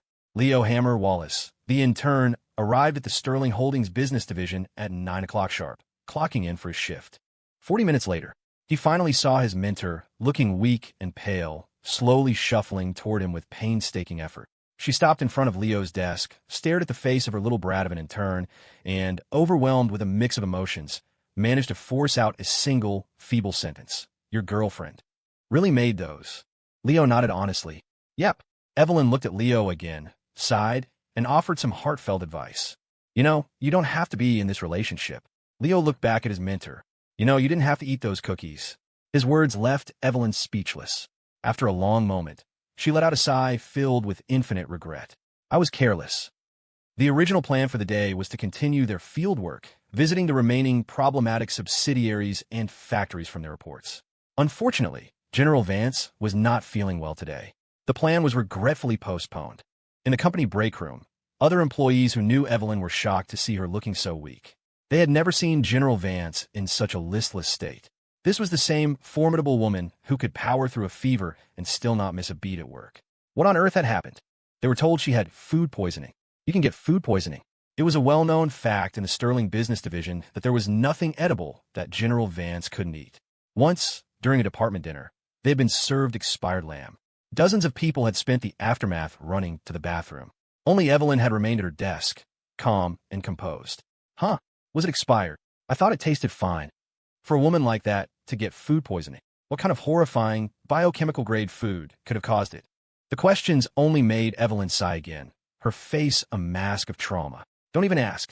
One little cookie wouldn't have been fatal, but she had been starving when she got home last night. The first cookie tasted pretty good. 5 minutes later, as that first cookie began to wage war on her intestines, she looked down and realized the entire bag was empty. She spent the whole morning in a weakened state. It was only when she went to the office of the marketing team supervisor for Division 3 that Evelyn's complexion had somewhat recovered. Seeing little Miss Sue sitting at her desk, she gathered her strength and reported on her work progress and handover status. She mentioned that some of her reports still had errors and omissions and requested a little more time to wrap everything up perfectly before officially transferring. Claire listened and nodded, readily approving. Her eyes held an undisguised admiration for Evelyn. She truly was the capable department head from her past life. She hadn't even officially joined her team yet, but she had already, by pure chance, stumbled upon the same accounting issues Claire was investigating. This was perfect. Claire had Clark helping her investigate quietly from the shadows. Now Evelyn could advance on a parallel track, perhaps helping to catch the little details that might otherwise be missed. After a brief discussion about work, Claire noticed that her future right-hand woman still looked unwell. What's wrong? Are you not feeling well? She asked with concern. Evelyn gave a wry smile. Food poisoning. I ate some cookies when I got home last night. They were completely inedible. Claire understood immediately, which piqued her interest. You like cookies? I happen to be quite the baker myself. When I have a chance, I'll bring some for you to try. Evelyn froze. Then, she felt as if she'd been struck by a massive, wonderful surprise. Little Miss Sue was going to personally bake cookies for her.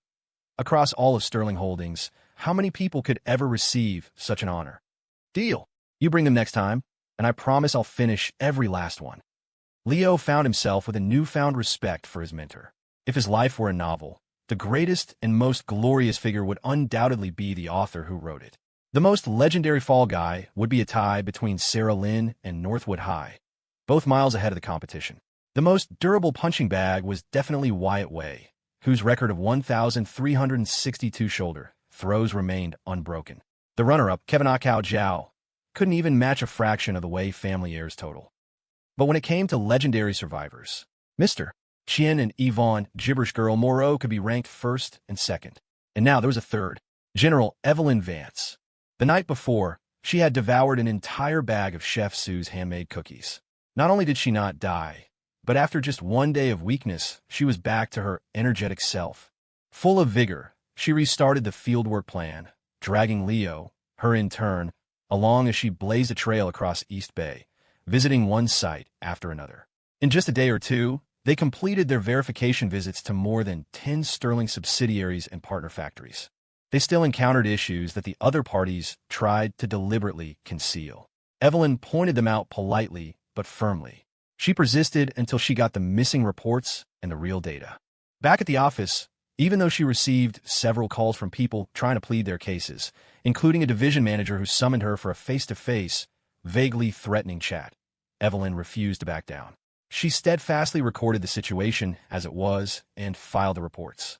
As an observer, Leo admired his mentor's integrity, but couldn't help but offer a friendly reminder. Evelyn, don't you think you've been a little too aggressive these past couple of days? Evelyn rolled her eyes. No amount of aggression on my part could ever match the aggression of those cookies your girlfriend made. That was pure steel. But she understood the good intentions behind her intern's words. General Vance waved her hand confidently, full of bravado. It's fine. I've got powerful backing now. I'm not afraid of anything. Thinking back to her conversation with little Miss Sue in the office a few days ago, Evelyn almost broke into a wide grin. What did this little intern know? She wasn't about to tell just anyone that the great little Miss Sue herself had promised to bake her cookies. What an honor. What a privilege. This was a sign of value, of favor. A scholar dies for one who appreciates her. For those cookies, she, Evelyn Vance, would go through fire and water for little Miss Sue from now on. While Evelyn's work handover was progressing steadily, another investigation was underway. In the newly formed marketing team of Division 3, Clark Sterling's audit, under Claire's direction, was proceeding quietly, quickly, and rigorously. Given enough trust and opportunity, the most talented member of the Sterling family's third generation, outside of the heiress herself, was now demonstrating his capabilities. In just a few short days, he had sifted through 138 project files within Sterling Holdings. He meticulously combed through 16 of those reports, practically dissecting them fiber by fiber. He identified a total of 62 data errors. He confirmed 23 non-compliant procedures. Following the tangled web of the group's internal network, he compiled a list of 16 problematic managers at the middle management level and above. The complete list now lay on Claire's desk. After reviewing it, Claire nodded slightly and gave a calm, three-word assessment. Well done. That single phrase was enough to make Clark, standing rigidly before her desk, let out a long sigh of relief. But then he thought of something else, and his tone was tinged with worry. The people involved on this list. Could this be trouble?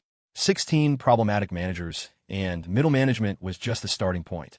While it didn't yet reach the level of a group vice president, it was inching dangerously close to the heads of some of the group's major departments. If this was exposed, it would be like tearing a huge chunk of flesh and sinew from the great tree that was Sterling Holdings. Claire's expression remained placid. It's fine. Leave it to me. As it happens, Charles Sterling is coming to inspect the division tomorrow. I'll take this opportunity and this list to have a little chat with him. The simple phrase, a little chat, sent a shiver down Clark's spine. He could already imagine the cataclysmic storm that was about to break. Friday, East Bay Global Financial Center, 57th floor. Inside the Sterling Holdings business division, over 300 employees sat at their desks, holding their breath, their posture 100 times more serious than usual. While pretending to be absorbed in their work, everyone's eyes kept darting toward the main entrance. At 9:30 a.m., the faint ding of an elevator arriving echoed from the elevator bank. Nearly everyone in the open plan office tensed.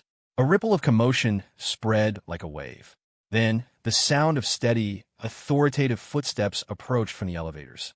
Under the breathless gaze of hundreds of eyes, the chairman of Sterling Holdings, Charles Sterling, flanked by two group vice presidents and the 37th floor office director, and escorted by the business division headmister, Young, and the 7 division managers, strode through the main entrance. Every employee at their desk shot to their feet in unison. Mr. Sterling. The chairman's expression was neutral, betraying no emotion. He gave a cursory glance over the employees standing at their desks. His gaze seemed to pause for less than a second on a figure in a corner workspace. Then it calmly moved on. He gave a slight nod. Be seated. Continue with your work. Just hearing that response from the chairman was enough to send a thrill of excitement through the entire division. They all sat down in unison, then immediately leaned over to whisper brag to their neighbors. The chairman just looked at me. Bullshit. He was obviously looking at me. Both of you, stop fighting. Mr. Sterling was looking at me. In turn, who was he looking at? At the desk in the corner, Leo Hammer Wallace, the intern who had just had a one-on-one staring contest with his father-in-law, rubbed his nose. Hard to say. Just then, his phone suddenly rang. It made Leo jump. Seriously? My father-in-law is here for an inspection, and my phone rings now? If he picks me out for this, I'll have no one to blame but myself. Kill it. Fast. As he pressed the decline button, he glanced at the caller ID. It was David Chung. Of all the times to call, he had to pick now. He's trying to get me killed. This grudge is going on the list. East Bay Global Financial Center, 61st floor. Happy Nest headquarters, in the CEO's office. The phone on the desk buzzed with a busy signal. David Chung shook his head with a helpless smile. This kid, not answering his phone again. He's going to miss out on the biggest news. Then, the Happy Nest CEO's energy returned. He turned to the executives gathered before him and announced, "Forget about him for now. Get ready. Today, we have a very important guest. East Bay Global Financial Center, 57th floor. Sterling Holdings Business Division." As the chairman and two group vice presidents, surrounded by a deferential crowd of department heads, made their way toward the main office, the employees in the open plan workspace watched them go. Once the senior executives were out of sight, a wave of excited chatter erupted. They couldn't stop talking about the chairman's powerful presence. How just standing there, he exuded the aura of a towering mountain. Many were still arguing over who he had glanced at, each convinced it was them, with no one able to persuade the other. Finally, Evelyn Vance walked over and rolled her eyes in exasperation. "All right, what's there to argue about?" He glanced over. "So what?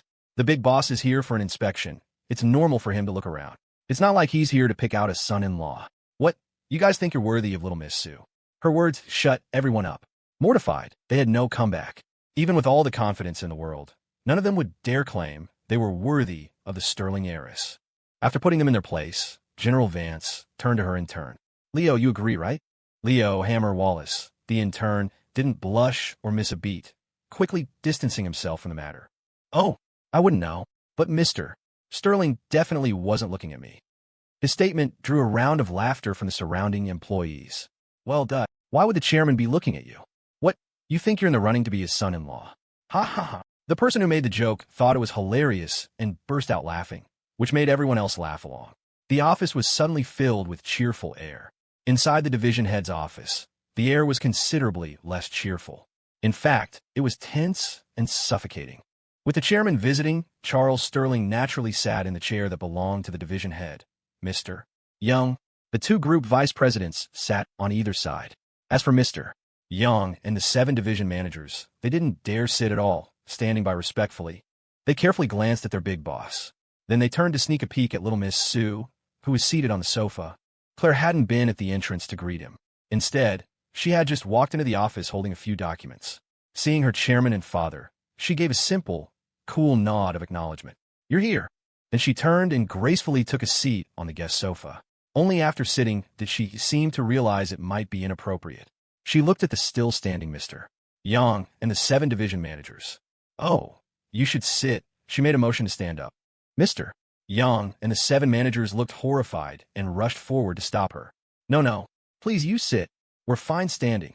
You know, it's a tradition in our department for the superiors to stand while the subordinates sit. It shows camaraderie." "Ha ha. Yes, that's our department's tradition." Mr. Young quickly established a reasonable justification for the situation. The other 7 division managers nodded furiously like pecking chickens, enthusiastically agreeing. One of them claimed he had a bad case of hemorrhoids and couldn't sit anyway, which prompted the others to chime in with their own afflictions.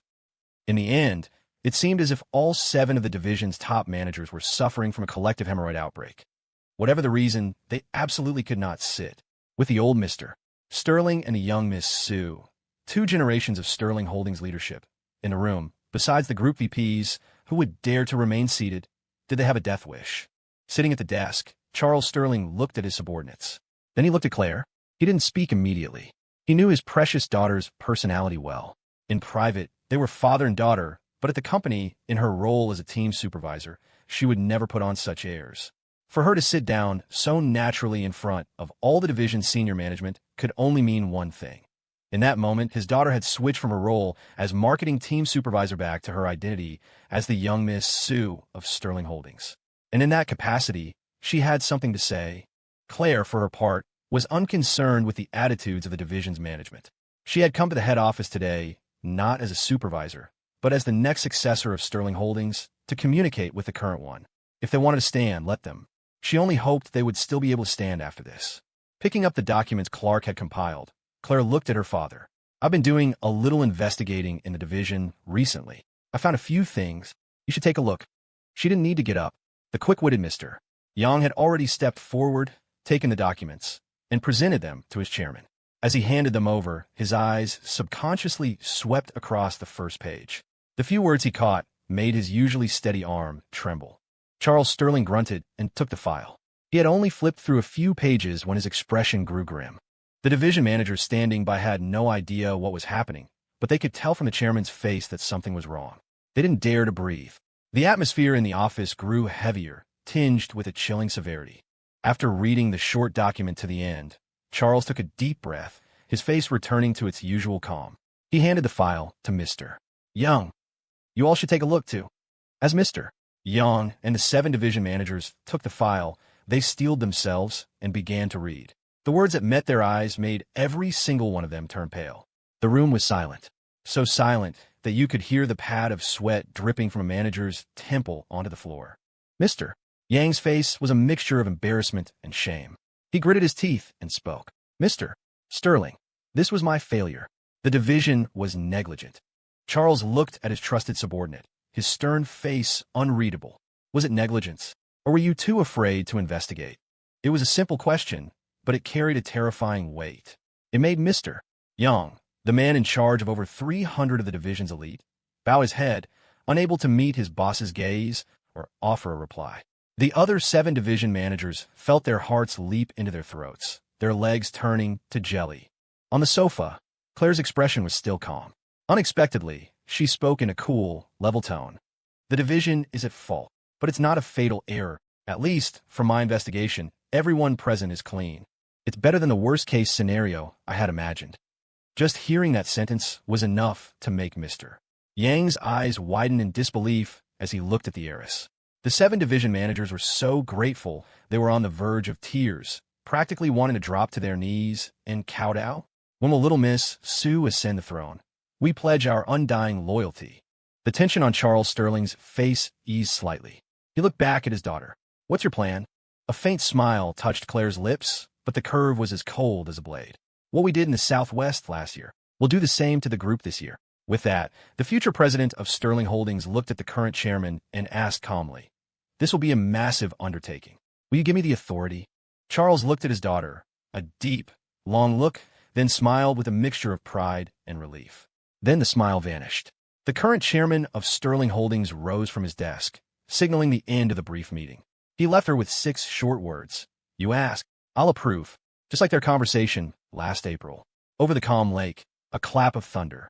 Inside the division head's office, the current and future leaders of Sterling Holdings had a concise and decisive discussion.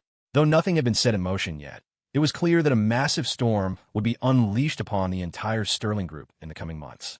Of course, the employees in the open plan workspace outside remained oblivious to these developments. They could only watch as the chairman, little Miss Sue, and their own department heads emerged from the office. They were surprised to see their division managers drenched in sweat, wiping their brows as if they had just escaped death. But when they looked at the chairman and little Miss Sue, both appeared as serene as ever. It was impossible to guess what had transpired. After coming out of the office, Charles Sterling seemed to be in a much lighter mood. He turned to Mr. Young and casually remarked, I have some other business here. I need to go upstairs to see a friend. You all can carry on with your work. Don't mind me. Mr. Young naturally didn't dare object, nodding repeatedly in agreement. It was Claire who seemed a bit surprised. She glanced at her old man. Upstairs. Which floor? Charles didn't answer his daughter directly, just letting out a hearty laugh. There aren't many companies in this building worthy of a personal visit from me. With that, Charles, along with his two vice presidents and office director, began walking toward the elevators under the adoring gazes of his employees. As he passed through the open plan office, the chairman's peripheral vision seemed to flick toward a certain corner desk again. He let out a couple of soft grunts. Then, he retracted his gaze and departed, head held high. He left behind a chorus of awe and praise from the employees. That's our chairman for you. Even his grunts are filled with authority. Did Mr. Sterling look my way again? The truth is out. This time, he was definitely looking at me. The intern, Leo Hammer Wallace, shrank back in his seat. He'd just been subjected to another death stare from his cheap big brother. Terrifying. He was relieved to finally see his father-in-law leave. But something still felt off. A nagging sense of foreboding lingered. Unable to figure it out, Leo shook his head and decided not to dwell on it. His father-in-law being gone was a good thing. Now he could finally relax. Then he remembered the call from David Chung. He picked up his phone and called back, intending to ask what was up. But the phone rang and rang with no answer. Leo hung up, puzzled. Why is David being so dramatic? East Bay Global Financial Center, 61st floor. In the CEO's office, a phone on the desk rang unanswered for a long time. The owner of the office was otherwise occupied. He had personally led his company's senior management to the elevator bank to welcome their guest. When the central elevator began its ascent from the 57th floor and arrived at its destination, the doors slowly opened. The chairman of Sterling Holdings, along with three of his top executives, stepped out. Happiness CEO, David Chung, beamed with a smile as warm as a spring breeze and strode forward to greet him. Mr. Sterling, your visit brings light to our humble company. Charles Sterling returned the cheerful smile, extending a hand to warmly shake that of the new acquaintance he had hit it off with at the East Bay Entrepreneur Symposium. I was just handling some business downstairs. I hope I didn't keep you waiting, Mr. Chung. After an exchange of polite, yet friendly pleasantries, the two business titans posed for a photo in front of the Happy Nest headquarters. Charles even remembered to send a copy to Governor Zhao Bojan. Last time, the governor mentioned that we should let him know the next time we got together. David slapped his forehead in realization. Right. I completely forgot about that. Send it. We don't want the governor to hold it against us later. East Bay City Hall, the governor's office. At his antique desk, Zhao Bojan received a text message while handling official documents. He opened it and saw the photo. A small smile touched his lips. His chief of staff, Mr. Hayes, who was helping him with paperwork, noticed his boss's smile and asked cautiously, "Good news, sir?" The governor waved his hand, though his mood was clearly cheerful. Better than good news.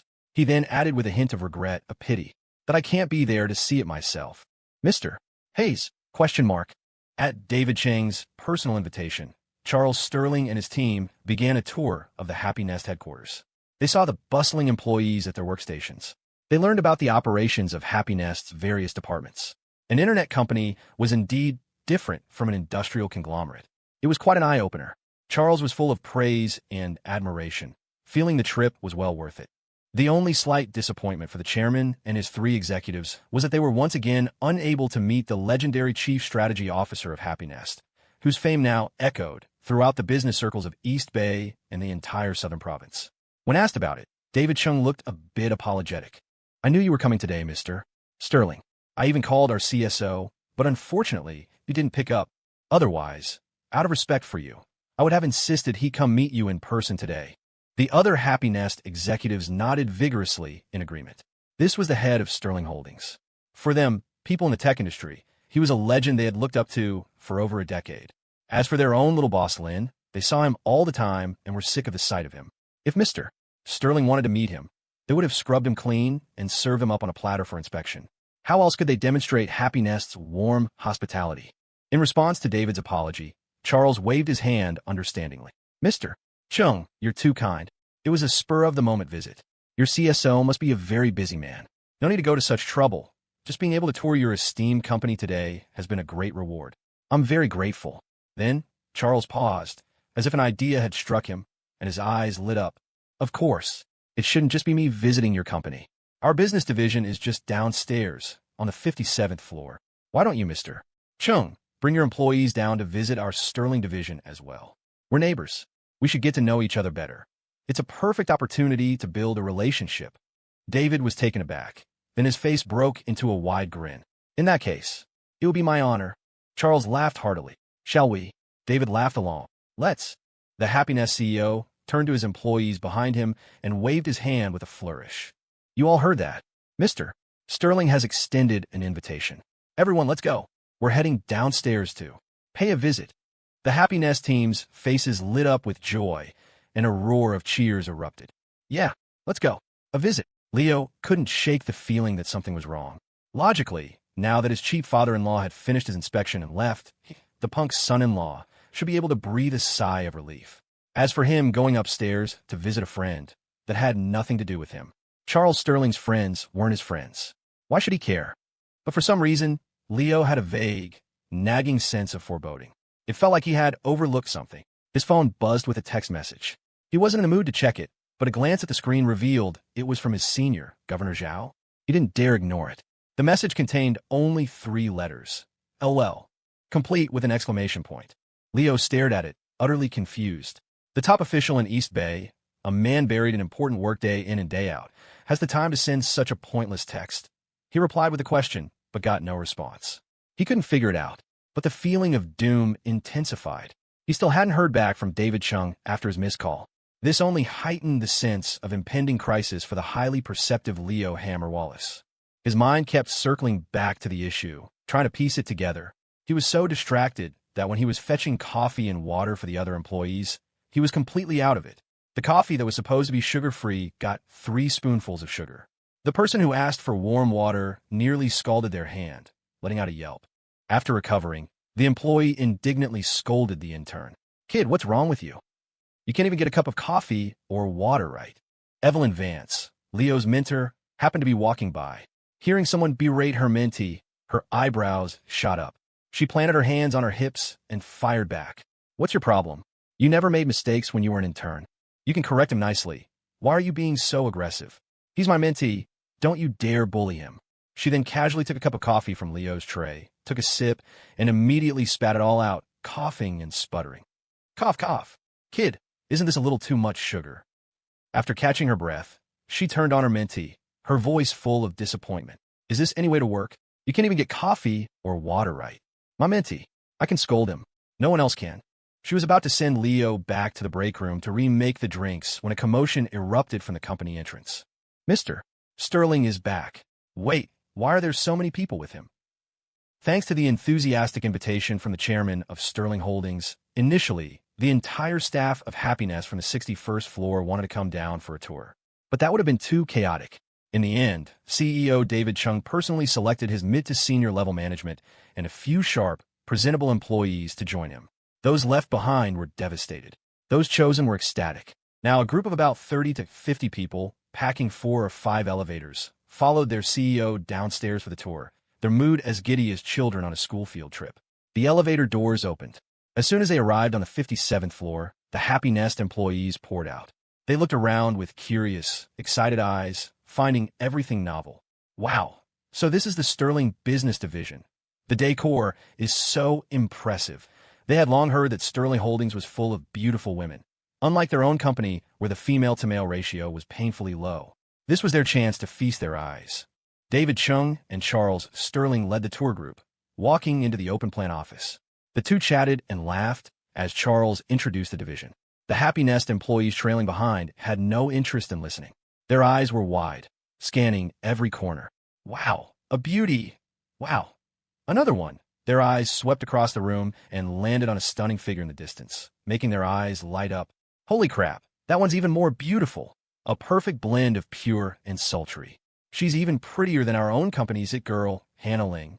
The Happy Nest employees elbowed each other, craning their necks to get a better look.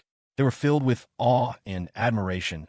Wait, why is there some annoying guy standing next to her? Can't he move? He's blocking our view. The Happy Nest crew was getting annoyed. The guy standing next to the beauty had no situational awareness. They were about to shoot him a glare to get him to move. But then, they took a closer look. Suddenly, the man standing next to the beauty looked familiar. Something's not right. Let's double-check. They focused their gaze and recognized the familiar face of their own chief strategy officer. In that instant, the eyes of dozens of Happy Nest elites bulged. At the same moment, seeing his own employees appear before him in a triumphant, boisterous crowd, Leo's face went blank for a split second. Their eyes met across the room. All they could see was the utter confusion and a storm of question marks in each other's eyes. Happy Nest crew? Question mark. Leo. It was a testament to the fact that these were, after all, Happy Nest elites. Soldiers personally trained by their CISO. Their reaction time and perception were maxed out. After that brief, stunned moment of eye contact, they managed to stifle their gasps of shock. They just stared at their CSO, their minds reeling with confusion. Meanwhile, the Sterling employees were looking at the visiting Happy Nest crew with curiosity and awe. They never expected their chairman's friend upstairs to be the CEO of Happy Nest. They had always been curious about their upstairs neighbors. Now, seeing them in person, it was even more exciting. They stared with wide eyes. Many of the female employees at Sterling found their gazes drawn to the handsome, well-dressed programmers from Happy Nest, their minds already starting to scheme. Good-looking, good prospects, and I hear the salary and benefits at Happy Nest are great. They're all prime husband material. But why do they all look so dazed? David Chung had been walking at the front with Charles Sterling, chatting and laughing, even mentioning that when his partner returned, he would have to bring him for another visit. Just as he was speaking, he noticed that the group of brats behind him had suddenly gone silent. Puzzled, he turned around. He saw his employees frantically signaling to him with their eyes. Confused, David followed their gaze. He saw the familiar figure of his own partner, David Chung. First, it was dozens of Happy Nest employees versus their lone chief strategy officer. Now, it was Happy Nest's two pillars locked in a one-on-one staring contest. Their eyes met for no more than 2 seconds. But in those 2 seconds, an infinite amount of information was exchanged. What are you doing here? What are you doing here? Why didn't you say something? Why didn't you say something? Charles Sterling, standing next to David, turned to him with concern. Mr. Chung, is something wrong? David snapped his gaze back in a split second, his expression unchanged. Nothing at all. Just looking around. Your company is truly filled with talent. Charles hadn't caught where David's gaze had landed, but he followed the general direction and saw that detestable punk. His mouth twitched. Then, his expression returned to one of calm composure. You're too kind, Mr. Chung. This area is mostly for our division's new hires and interns. They still need a lot of training. Compared to the tech elites at your company, they have a long way to go. As he spoke, his face grew stern, looking majestically toward the new employees. Happy Nest CISO is about your age. He and Mr. Chung built Happy Nest from the ground up, taking a new internet company to such heights in just 6 months. That is the role model you should all be learning from. Do you understand? His words were firm and authoritative. But as he spoke, his eyes kept darting toward a certain punk. Every word was a jab at his punk son-in-law. Being lectured by their chairman, the new hires and interns of the business division nodded in sincere agreement. They might have argued if compared to someone else. But the Happy Nest CSO was a legendary figure in their minds. Of course, they had no objections. Evelyn, standing next to Leo, nodded emphatically and nudged her mentee with her elbow, whispering, "Did you hear that?" The chairman himself said it. Learn from him. Leo also nodded with humble sincerity. Only David Chang's face was twitching so hard it was about to cramp, especially when the chairman turned back to him and enthusiastically added, "Next time, perhaps we can invite your CSO to give a lecture to these young people at Sterling. Let them all learn something." David couldn't find the right words to respond. Behind him, however, the Happy Nest employees were starting to understand, a look of realization dawning on their faces. Little boss Lin is working at Sterling Holdings? As an intern. Is this another corporate espionage mission? Infiltrating the enemy in advance. It seemed that coming from the same company meant they all shared the same wild imagination. The two employees who had seen Leo at the elevator downstairs before started whispering intel to their colleagues. I saw him last time. Little boss Lin even told us to keep it a secret. The infiltration mission started a long time ago. Their suspicions confirmed. The Happy Nest crew's understanding deepened.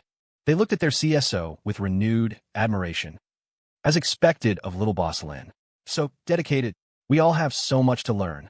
After a brief lecture to his new employees, Charles Sterling didn't want to look at his punk son-in-law anymore. The sight of him was infuriating. He turned and saw his daughter approaching. His eyes lit up, and he immediately smiled at David Chung. Of course, we do have some excellent employees in our division as well. Come, let me introduce you, Mr. Chung. Since our companies are neighbors, we should interact more. These are our division head and managers. And this is the supervisor of the marketing team for Division 3, Claire Sterling. She's also my daughter, huh? David and the Happy Nest crew had been sneaking glances at Leo. They were too busy watching their own CSO, who had time to look at some little supervisor of a marketing team. David, remembering his manners, turned with a polite smile, ready to offer a generic pleasantry. Then he saw Claire's face, so stunningly beautiful it was almost surreal. His smile froze on his face. The polite words on the tip of his tongue vanished. David Chung. The Happy Nest employees, hearing Charles's introduction, had grudgingly glanced over to see who the chairman's daughter was. They looked, and the entire group froze solid. They had all seen Claire before, whether at the anime convention or in the viral Aragorn and Arwen cosplay photo. They knew that the ethereal, fairy-like beauty was their little boss Lynn's wife. Therefore, a simple chain of logic was completed. Little boss Lynn's wife equals chairman of Sterling Holdings' daughter equals the next heir to Sterling Holdings. Chairman Sterling equals little boss Lynn's father-in-law. Little boss Lynn equals the Sterling family's son-in-law.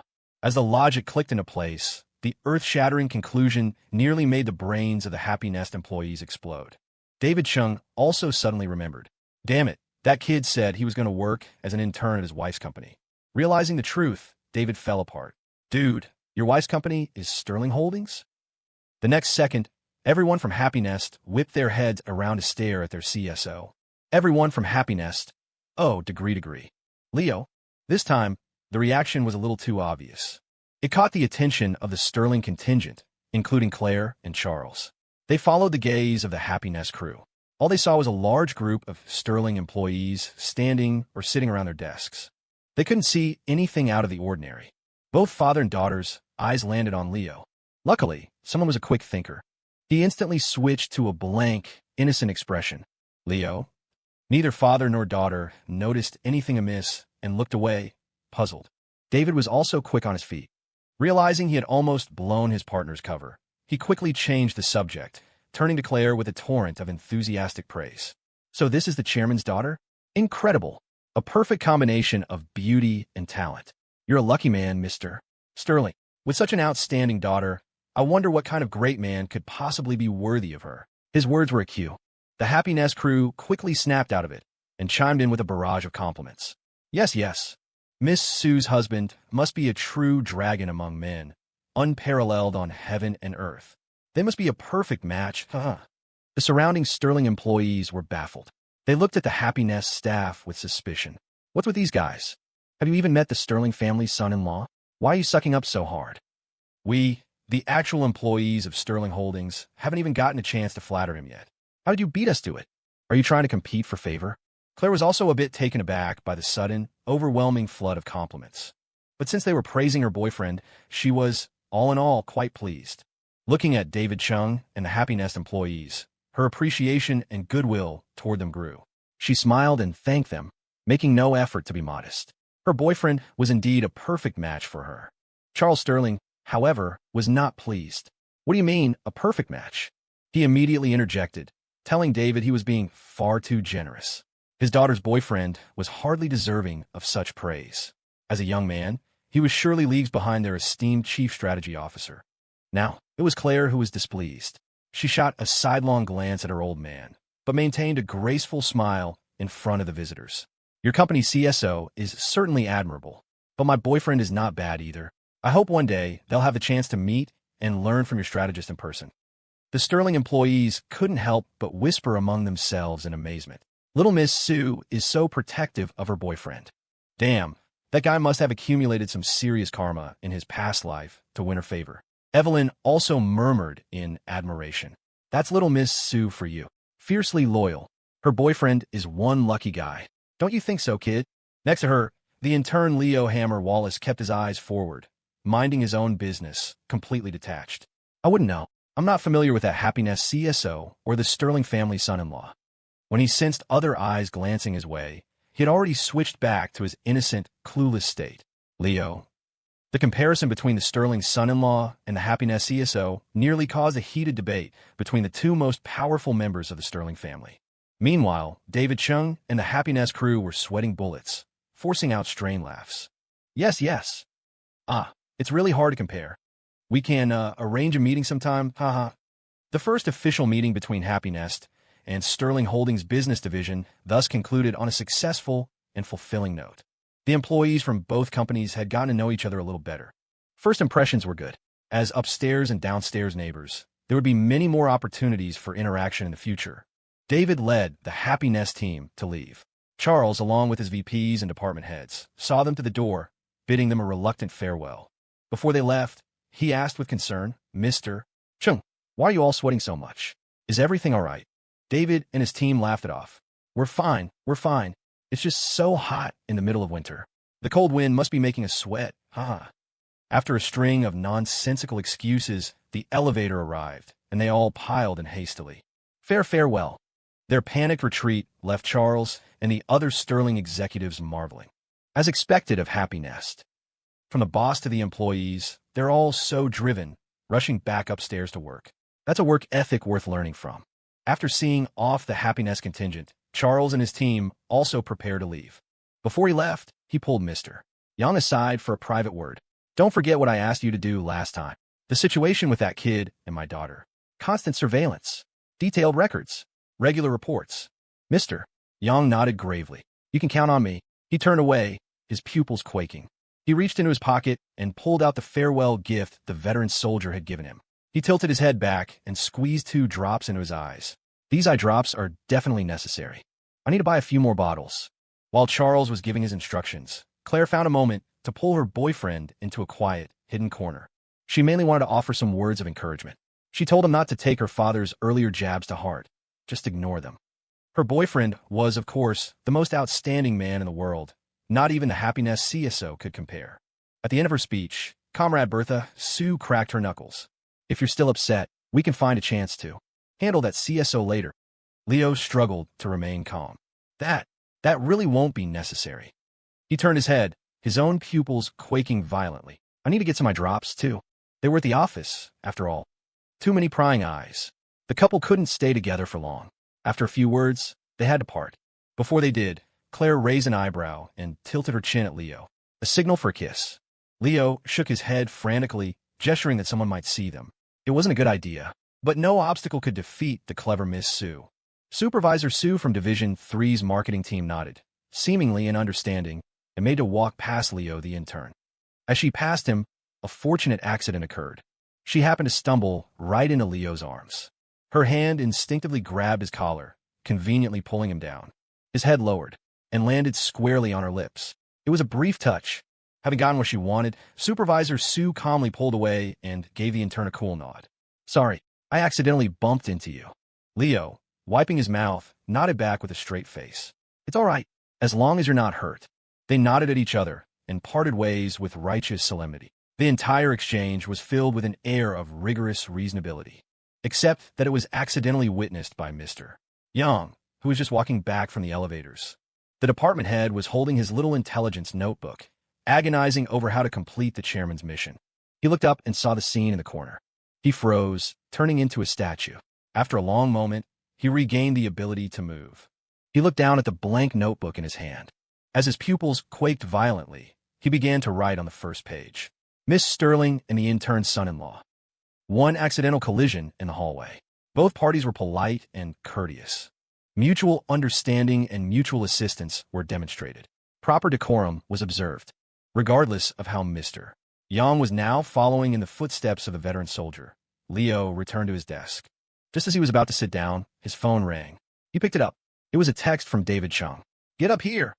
2 words, 3 exclamation points. The sender's mood was crystal clear. Leo didn't want to go up. It would be a hassle to explain everything. He was thinking of making up an excuse. He had just replied, "I'm at my wife's company. It's not convenient." David's next message arrived instantly. "It's 4 floors, you brat. Get in the damn elevator. Don't you dare make excuses." Leo blinked, then slapped his forehead. He'd forgotten about that. It seemed that excuse was no longer an option. He had no choice. Since he couldn't get out of it, he had to go up. He walked out of the office, went to the 57th floor elevator bank, pressed the button, got in, and scanned his key card for the 61st floor. 10 seconds later, the elevator stopped smoothly. As the doors opened, he was greeted by a wall of people. Led by David Chung, a massive crowd stood at the elevator entrance, glaring at him like a pack of wolves. The formation was quite impressive. Leo cleared his throat, not yet sure how to begin. But David had already waved a commanding hand. "Men, seize him." The next second, the Happy Nest crew swarmed forward. Before Leo could react, they had tied up their chief strategy officer with a collection of charging cables and dragged him into the office. A few moments later, Happy Nest headquarters, the main conference room. David Chung sat at the head of the long table, surrounded by the company's mid to senior level management and a few core employees. All eyes were fixed on Leo, who was standing at the front of the room. Leo untied the data cables from his arms. Damn, these guys are surprisingly good at this. And was about to sit down. David slammed his hand on the table. Did I say you could sit? Stand while you talk. The Happy Nest employees below chimed in, emboldened by their leader. Stand up straight. Confess, and you'll be treated with leniency. Resist, and you'll be punished severely. Leo didn't know whether to laugh or cry. Fine, he would stand. He wouldn't stoop to their level. He'd just take a mental picture and add everyone present to his little notebook for future retribution. Once everyone had settled down, David, on behalf of the group, asked the first question. Your girlfriend, is she really the Sterling heiress? Leo nodded. Yep. Upon confirmation, a collective gasp swept through the room. Holy shit, David swallowed hard. So, you're the official son-in-law of the Sterling family. Leo nodded again. Another wave of astonishment washed over them. Holy shit. The commotion was so loud that other employees outside the conference room started peeking in, wondering what gossip they were missing out on. With their CEO leading the charge, the rest of the Happy Nest team eagerly began firing off questions. All their pent-up curiosity and gossip came pouring out. Leo didn't hide anything. These were the core members of his company, people he trusted. He answered what he could. He explained that he had been ordered by his father-in-law, the chairman, to intern at Sterling Holdings. The purpose was to help his girlfriend. He also said that his identity as the Happy Nest CSO was still a secret for now. He asked them all to keep it quiet. The Happy Nest team nodded vigorously, pounding their chests in assurance. They were pros at keeping secrets. It was their specialty. Their curiosity satisfied. Their eyes began to sparkle with excitement. Little Boss Lynn's wife is the next heir to Sterling Holdings. So in the future, the entire Sterling Group will belong to them. That's the biggest industrial giant in East Bay and even the Southern Province. That means Happy Nest will have an incredibly powerful ally. The more awesome our boss is, the more awesome we are by extension, right? Some of the more enterprising minds were already scheming. We should get closer to them in the future. We're all family now. I saw a few pretty receptionists at Sterling Holdings. Little Boss Lynn, can you introduce us? Leo just laughed and nodded along to such requests. Then someone else mused, the Sterling family. A true top-tier heiress. The future female president of the group. How did she end up falling for you, Little Boss Lynn? Leo's reply was full of righteous conviction. Because of my charming personality, of course. His words were met with a chorus of dismissive yes. Leo was unfazed. The two with the loudest just now are on bathroom duty today. The words had barely left his mouth when the conference room emptied in an instant. They were all gone. Finally, only the two partners remained. David walked over to Leo and sighed. You kid, damn, you're good at keeping secrets. Then he remembered something. Hey, does the governor know about this?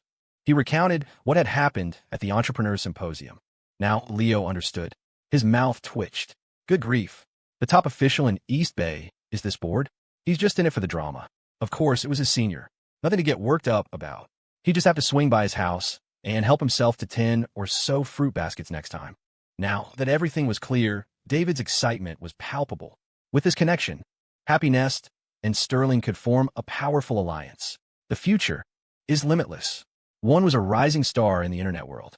The other was an established industrial titan. If they came together, they could really create some sparks. But Leo shook his head.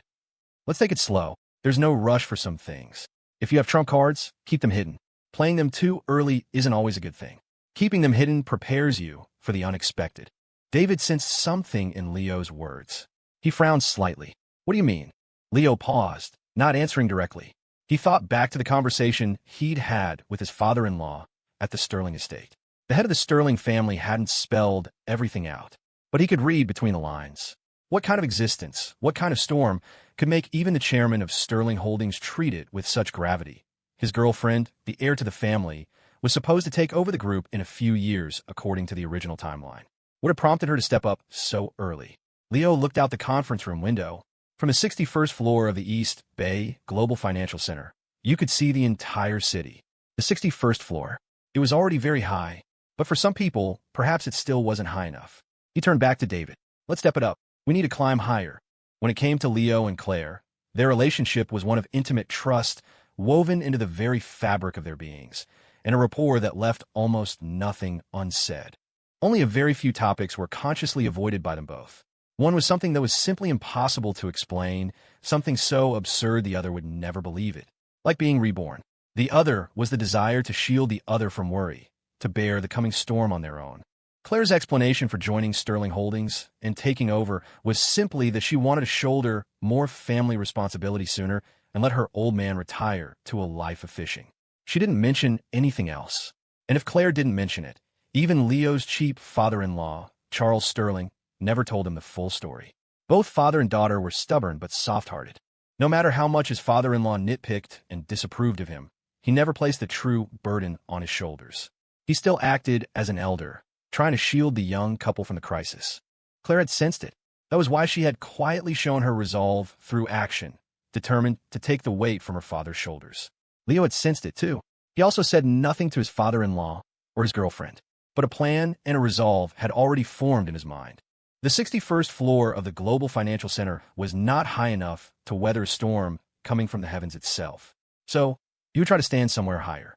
He would make Happy Nest more than just a rising star in the domestic internet scene. He would multiply the number of trump cards in his hand several times over. A new internet company, when faced with true giants and powers, could still be easily crushed.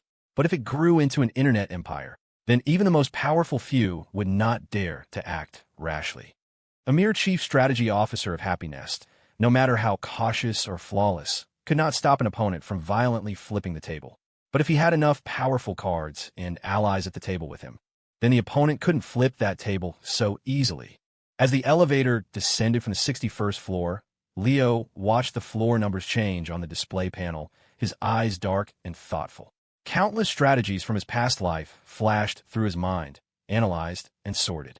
Keywords like Bitcoin, stock market, government policy, and venture capital were weighed and arranged.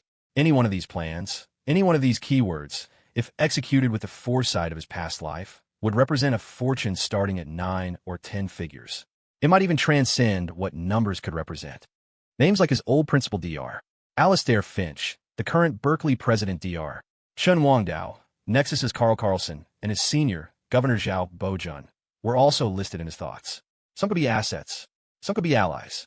After taking stock, it seemed he had quite a few resources and connections at his disposal.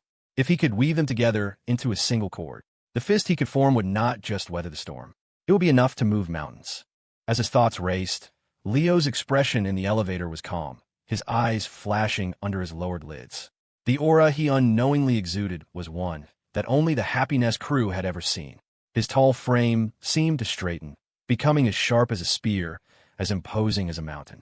It was an aura that inspired awe.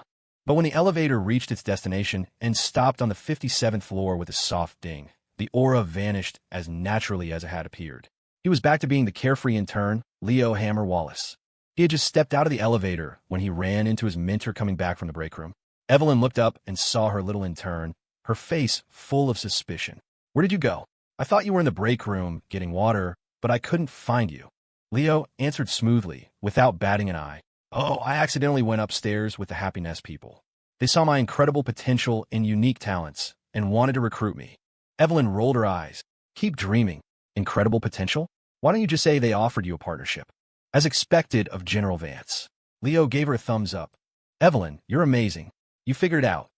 Evelyn almost choked, rolling her eyes again. "Stop messing around, kid. All right, get your stuff. We're heading out for field work." There was still a pile of project reports to check, and General Vance was ready to hit the road again, her intern in tow.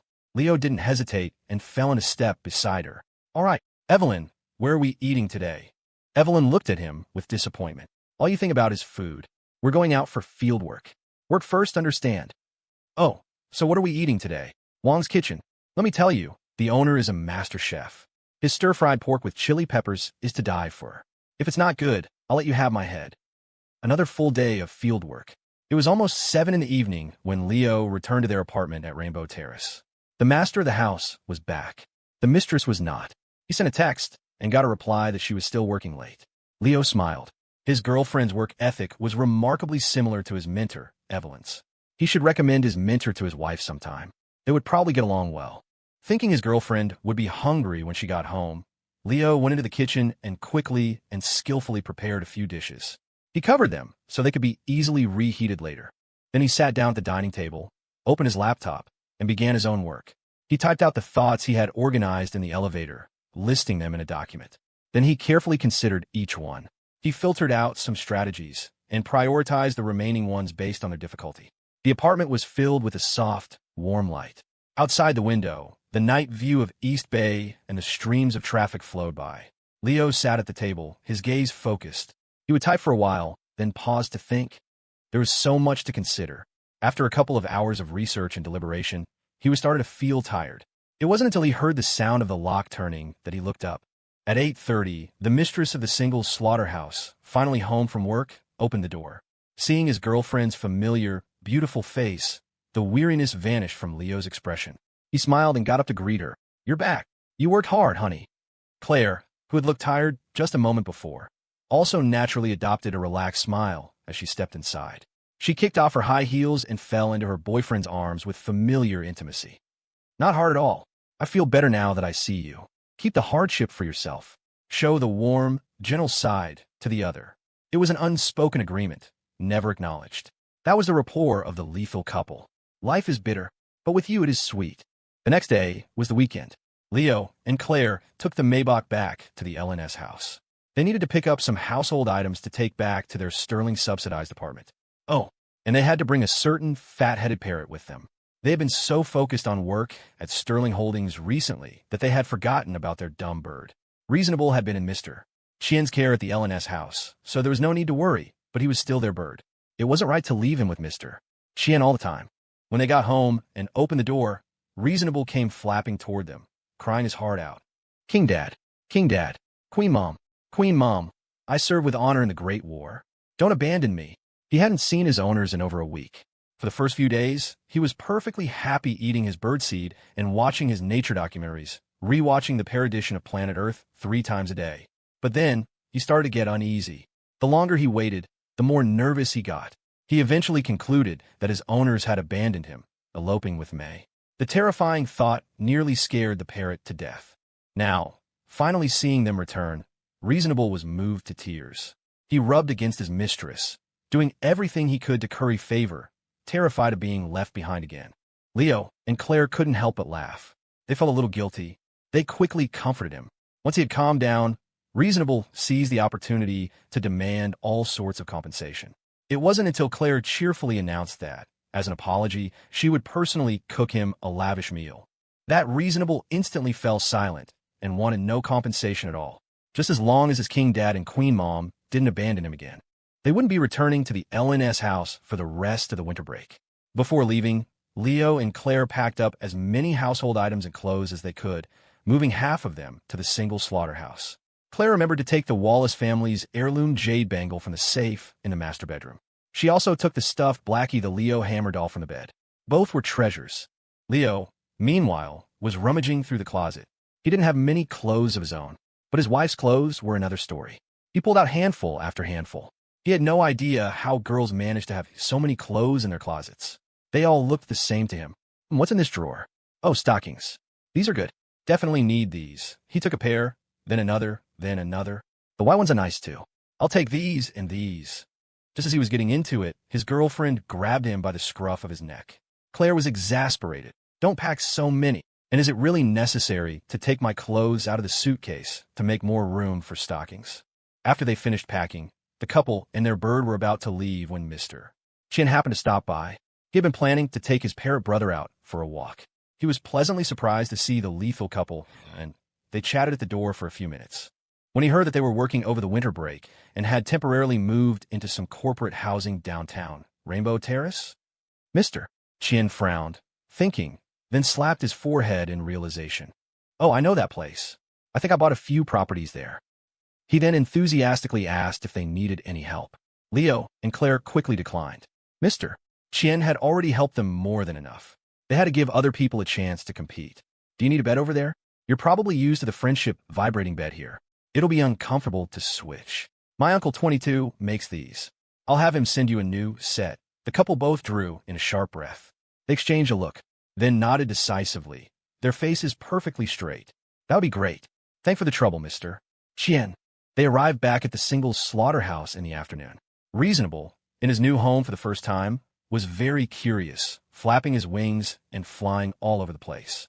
After a tour, he was a little disappointed that the apartment was so small compared to the LNS house. But then he spotted a beautiful white cockatiel in a cage on a balcony across the way. He immediately lit up and flew over to make friends.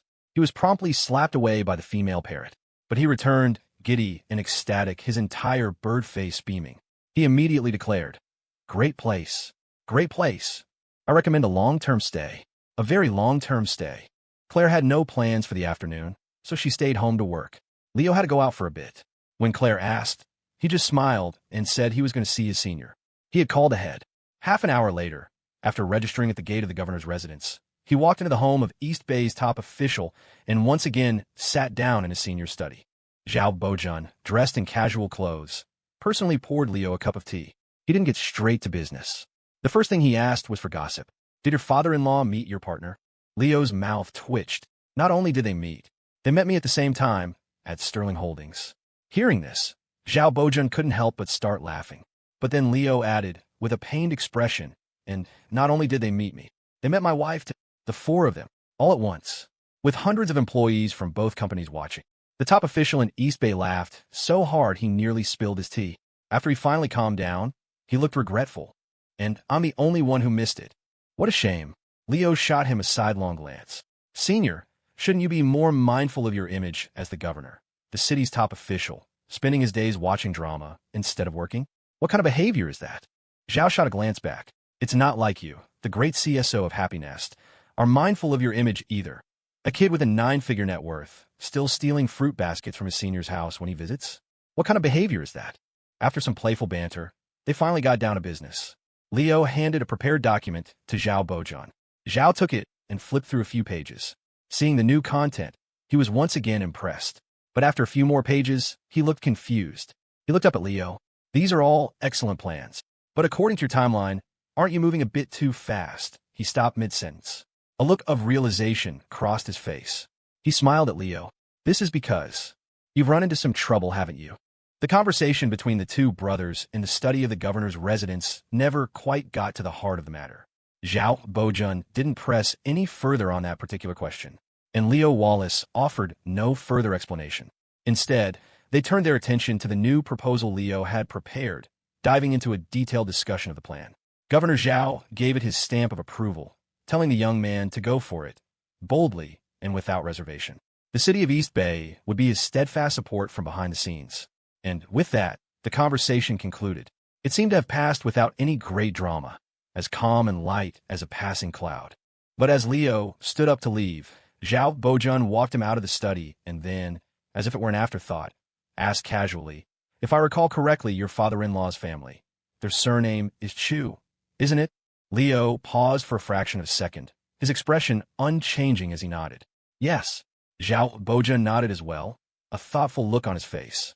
He let out a sigh that seemed to come from nowhere. "The Chu family, they're not an easy bunch to deal with." He said nothing more on the subject. Leo stepped out of the study. Uncharacteristically, Zhao Bojun followed him, walking him a little further. When Leo reached the entryway and bent down to change his shoes, the governor's voice stopped him once more. "Kid, don't be impatient. Take things one steady step at a time. Do these things well one by one. They are achievements that will benefit the country and the community, but they will also be building your own legacy. When you brought everything to a perfect conclusion, that will be the moment your legacy becomes untouchable. At that point, you won't even need anyone's help. From north to south, from East Bay to D.C., no one will dare to touch you." The governor's voice came from behind him, calm and clear, his tone as ordinary as if he were discussing something trivial. But coming from a man of his stature, spoken by the highest official in East Bay, those words were a solemn promise, a weighty guarantee. Leo turned, bowed his head sincerely, and accepted the guidance.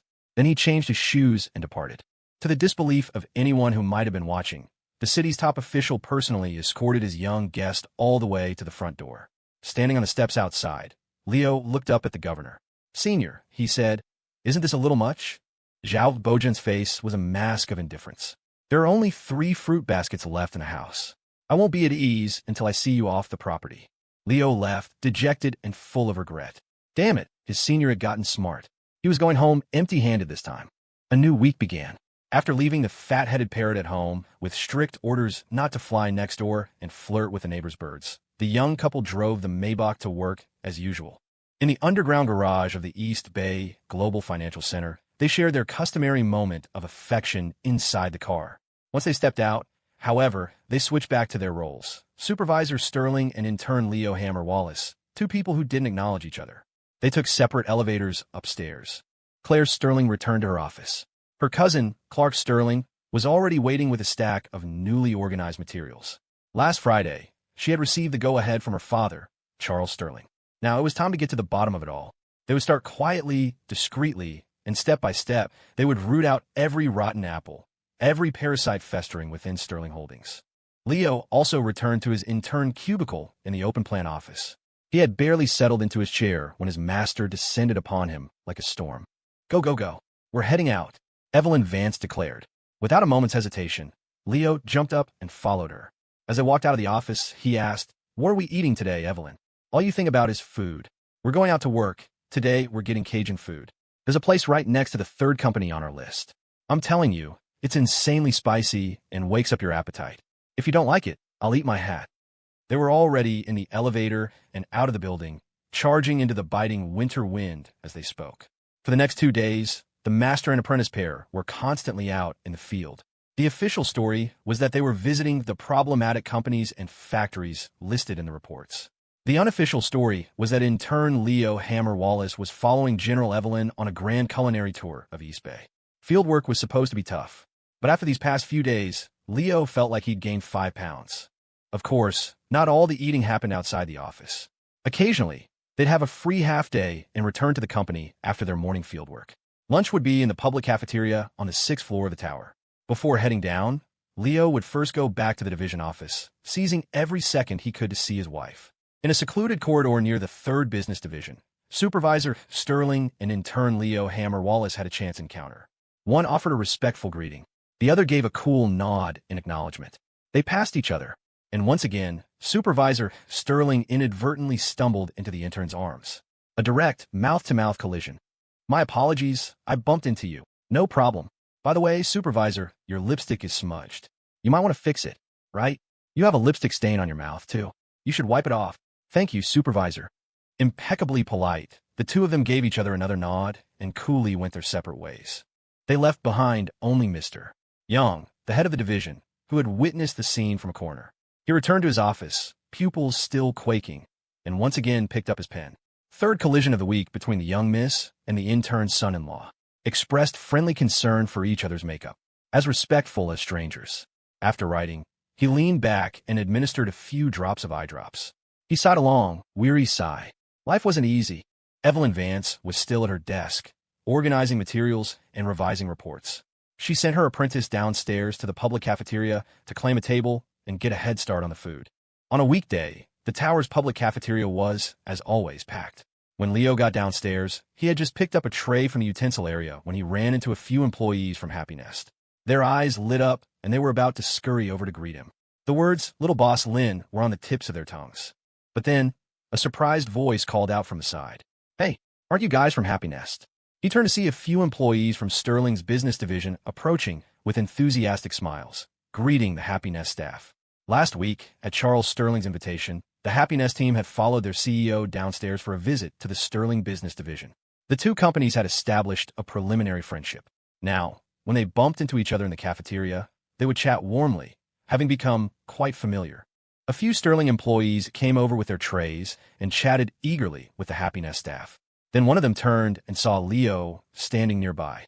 "Hey, intern, you're here for lunch too? What are you standing around for? Go get some food for our friends from Happy Nest." He ordered him around with a casual, practiced air. The Happy Nest employees were stunned into silence.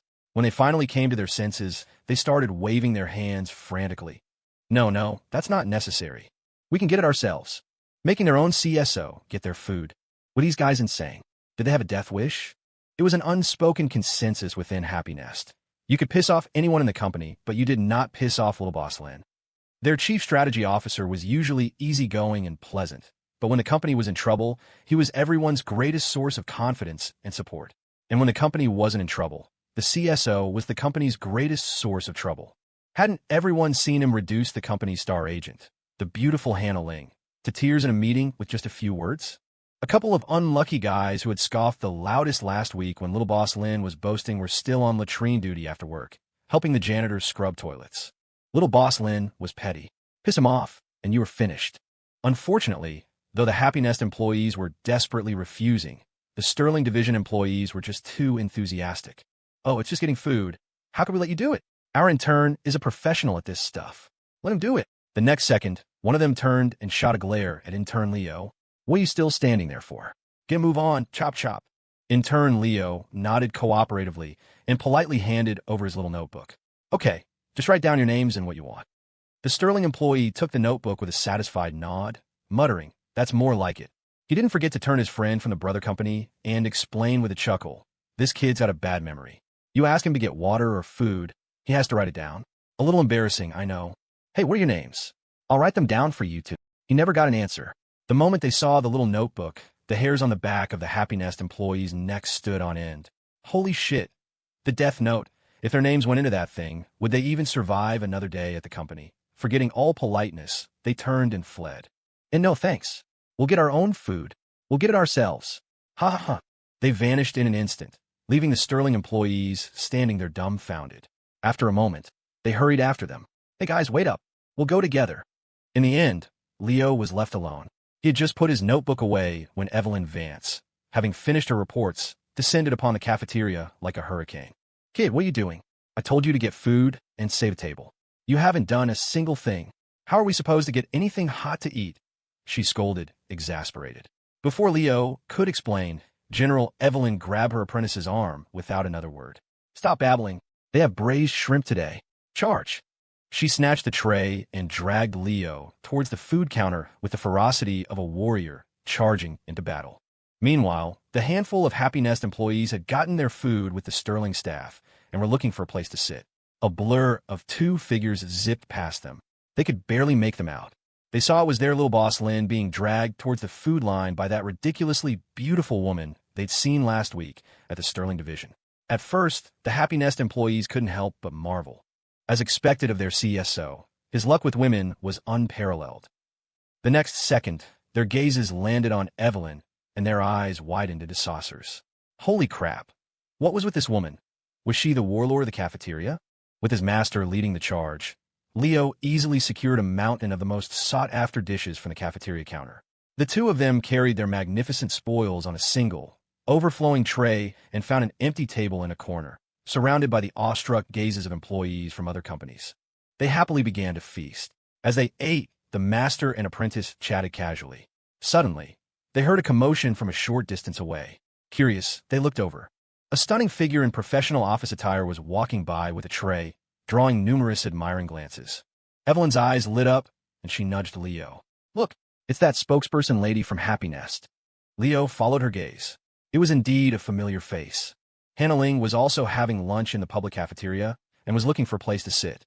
After scanning the room and finding no empty seats, Evelyn, noticing her predicament, immediately raised her hand and called out enthusiastically, "Over here." Hannah's gaze instinctively shifted in their direction. When she saw Evelyn, she was momentarily struck by her beauty. Then her eyes swept over to the handsome young man sitting opposite her. A giant question mark popped up over the star agent's head. Evelyn was still waving eagerly. "Miss, come sit over here. We have an empty spot."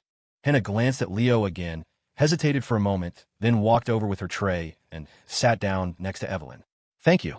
Compared to Hannah's hesitation, Evelyn was much more enthusiastic. She immediately introduced herself to the Happy Nest spokesperson, saying she had long admired her and hoped they could exchange contact information and learn from each other since they worked in the same building. After she finished, she didn't forget to glance at her apprentice across the table and lecture him. "This is Ms. Hannah Ling, the chief spokesperson for Happy Nest. She's about the same age as your master, me, and she's already a key figure at her company. I heard that both the CEO and CSO at Happy Nest are personally grooming her. You need to learn from her." She then turned back to Hannah, her face beaming with a warm smile. "This is an intern from our division. My apprentice. He's not the brightest, so please bear with him." Hannah had figured it out by now. She had been out of the office on a business trip last Friday, negotiating with the government department. So, she had missed the friendly meeting between the two companies, but she had heard all about it from her colleagues afterward. Now, listening to Evelyn's modest introduction and looking at her own CSO, a strange expression crossed Hannah's face. Oh, not at all. She was trying hard not to let the corner of her mouth twitch. In turn, Leo nodded politely at Hannah. Hello. The words had barely left his mouth when his master rapped him on the head. Be more respectful. Call her Ms. Ling. Leo rubbed his head and humbly corrected himself. Hello, Ms. Ling. The address almost made Hannah jump out of her seat. Please don't. I don't deserve it, really. Evelyn waved it off. It's fine. He's just a kid. It's only right that he calls you that. Then she looked at the food on Hannah's tray, and her eyes widened. Oh my, is that all you're eating? Wait here. I'll get you some of the good stuff. They still have braised pork at counter number 6. With that, General Evelyn shot up, grabbed Hannah's tray, and charged towards the counter. Hannah opened her mouth to stop her. You don't have to. It's too crowded. You won't be able to get anything. The next second, she watched in stunned silence as General Evelyn carved a path through the crowd and reached the very front of the line at counter 6. Ma'am, a serving of braised pork, please. Hannah. Never mind then. With Evelyn gone, only the Happy Nest CSO and his subordinate were left at the table. Leo looked at Hannah and noticed that even with makeup, he could still see traces of exhaustion on her face. Have you been working hard lately? Hannah tucked a stray strand of hair behind her ear and smiled. It's nothing, just negotiating with the government. A few too many dinners, that's all. Don't worry. I got this. Leo looked at her, nodded, and didn't press further. He knew his subordinate's stubborn and determined personality. If she said she could handle it, he wouldn't question it. He would just wait for the results. He just never expected that they would meet again by chance that very evening. And this time, Leo would realize that something was very wrong. Daily request for boosts and gifts. Evelyn Vance wasn't just being polite. She truly did admire Hannah Ling, Happy Nest's official spokesperson. To have the chance to meet her in the cafeteria and share a meal was a source of genuine joy for her. She returned with a tray piled high with a mountain of braised pork, presenting it to Hannah like a trophy. The sight left Hannah speechless. The braised pork from counter 6. Isn't there a limit per person? General Evelyn waved her hand grandly. A minor detail. The woman who serves there is a good friend of mine. I spent the last few months building a relationship with her. We're practically mother and daughter now. She almost adopted me. It's perfectly reasonable for a mother to give her daughter a little extra food, right? Hannah listened as if hearing a tale from another world. Even Leo was impressed. Look at that. The executive power of a top-tier foodie. She'd practically adopted a godmother just to get a hot plate of braised pork. Lily Lou, who could never seem to get a hot meal, really needed to come and take notes. As they ate, Evelyn didn't miss a beat, chatting animatedly with Hannah and asking for advice. Hannah smiled and answered her questions, sharing some of her work experiences. Of course, at the end, she didn't forget to glance sideways at a certain someone across the table and conclude with a straight face. Of course, it's mainly thanks to the excellent leadership of our CEO and CSO. Evelyn was thoroughly convinced, nodding repeatedly. After listening, she didn't forget to turn and lecture her in turn. Did you hear that? Learn from it. After a bit more conversation, a hint of fatigue appeared on Hannah's face. Though she tried to hide it out of politeness, the perceptive Evelyn noticed and quickly apologized, saying they could chat again some other time and that she wouldn't bother her any longer. She picked up her tray and slapped her apprentice on the head. All right, stop eating. The braised pork is for Ms. Ling. Let's go, let Ms. Ling eat and rest in peace. Leo regretfully put down a piece of braised pork he had just sneakily taken from Hannah's tray and stood up with his own empty plate. Before turning to leave, he glanced at Hannah and made a fist in a gesture of encouragement. Hannah smiled at the sight and waved her own fist back at him, as if to say, I've got this. In the afternoon, the master and apprentice duo went out for field work again. Evelyn had already gone through most of the reports and materials she needed to handle. Less than a third remained. Most of the reports only had minor errors or omissions. Even the ones with problems weren't major issues. A personal visit to a few branch offices and factories, a stern warning delivered with the authority of headquarters, and the problems were usually resolved smoothly. The cleanup work was progressing well, and Evelyn was in high spirits. But once her work was finished, she would be joining little Miss Sue's team, which probably meant she wouldn't be able to mentor her little apprentice anymore. The thought made Evelyn's mood a bit more complex. As she looked at Leo, with whom she had developed a real master-apprentice bond over this time, a sense of melancholy parting crept into her eyes. Leo turned and looked at his master with renewed vigor.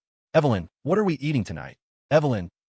The sorrowful atmosphere of their impending separation was instantly shattered. Evelyn was both embarrassed and annoyed.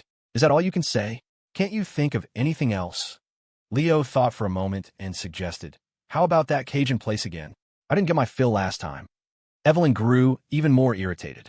Who's talking about food? Wait, Cajun food. Suddenly, she was tempted.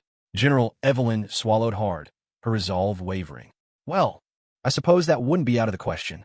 That evening, the master and apprentice had another round of Cajun food. The master enjoyed it even more than the apprentice, exclaiming how satisfying it was. But after the meal came the tragedy. On their way to the subway station to head back to the office, General Evelyn's stomach, having consumed too much spice, staged a protest. A stomachache. She looked around, but couldn't find a public restroom. In a panic, she grabbed Leo and dashed into a high-end, elegantly decorated restaurant on the side of the road. One had to admit, a beautiful woman was a beautiful woman. Facing the male receptionist at the front desk, Evelyn instantly switched to a graceful and composed demeanor. She politely and sincerely requested to use their restroom, offering a slightly embarrassed smile. The receptionist was immediately captivated, losing all sense of direction. He nodded like a bobblehead. Forget borrowing the restroom. He probably would have willingly lent her his life. Evelyn had no interest in borrowing anyone's life. She just wanted to use the toilet. 1 second, she was charming and elegant in front of the receptionist. The next, she turned away, clutching her stomach and grimacing, grabbing her apprentice's arm. Quick, quick, help me over there. I can't hold it anymore. She urgently urged Leo to help her into the restaurant's main hall. The restrooms were just ahead, and Evelyn was overjoyed. The next second, she casually glanced to the side and saw a figure walking around a corner in the opposite hallway. Evelyn froze, then exclaimed in surprise, "Hey, Ms. Ling." Leo followed his master's gaze. Sure enough, the figure in the distance was Hannah Ling. Tonight, Hannah was likely meeting clients at the restaurant. It was clear she had had a lot to drink. Her steps were unsteady, and her flushed face was creased with a slight frown of discomfort. She didn't notice Leo and Evelyn. Hannah rubbed her temples, took a shallow breath to steady herself, and pushed open the door to a private dining room. Leo frowned slightly. She's had quite a bit to drink. Evelyn, however, had a look of understanding. She mentioned it at lunch, didn't she? She's been negotiating a project with a government department lately. That's how it is when you're working with officials. Endless dinners. You have to keep them happy before they'll sign off on anything. A beautiful woman like Ms. Ling has an advantage in these situations, but it's also harder for her than for most people. As she spoke, Evelyn seemed to be reminded of something, and her tone became wistful. She glanced at Leo and pursed her lips. Oh, forget it. You're just a kid. You wouldn't understand. She was about to assume her masterly posture and deliver another lecture when her expression changed, and she clutched her stomach. I can't hold it. Wait for me at the door, and don't you dare wander off. Then she bolted into the restroom. Watching his master's figure disappear into the restroom, Leo couldn't help but chuckle and shake his head. Then he turned again, looking towards the private room Hannah had just entered. The smile on his face slowly faded. After a moment's thought, he started walking towards the private room. Hannah Ling had arrived at the Cloud Crane restaurant at 6:30 in the evening. She had been in the private room for just over half an hour, but she had already had several rounds of drinks with the officials from the departments of finance, audit, and social security. She had barely touched her food, instead downing glass after glass of red wine mixed with hard liquor. Even though her tolerance was considered quite good at the company, she couldn't withstand the relentless barrage of toasts from the three officials. In a short time, she was already more than half drunk. And this wasn't the first time. The past few days had been filled with similar rounds of mandatory socializing, and her body was at its limit. She had just used the excuse of going to the restroom to step outside for some fresh air. But the cold night wind had only intensified the effects of the alcohol, and she had lost control, bending over a flower bed on the restaurant's terrace and vomiting.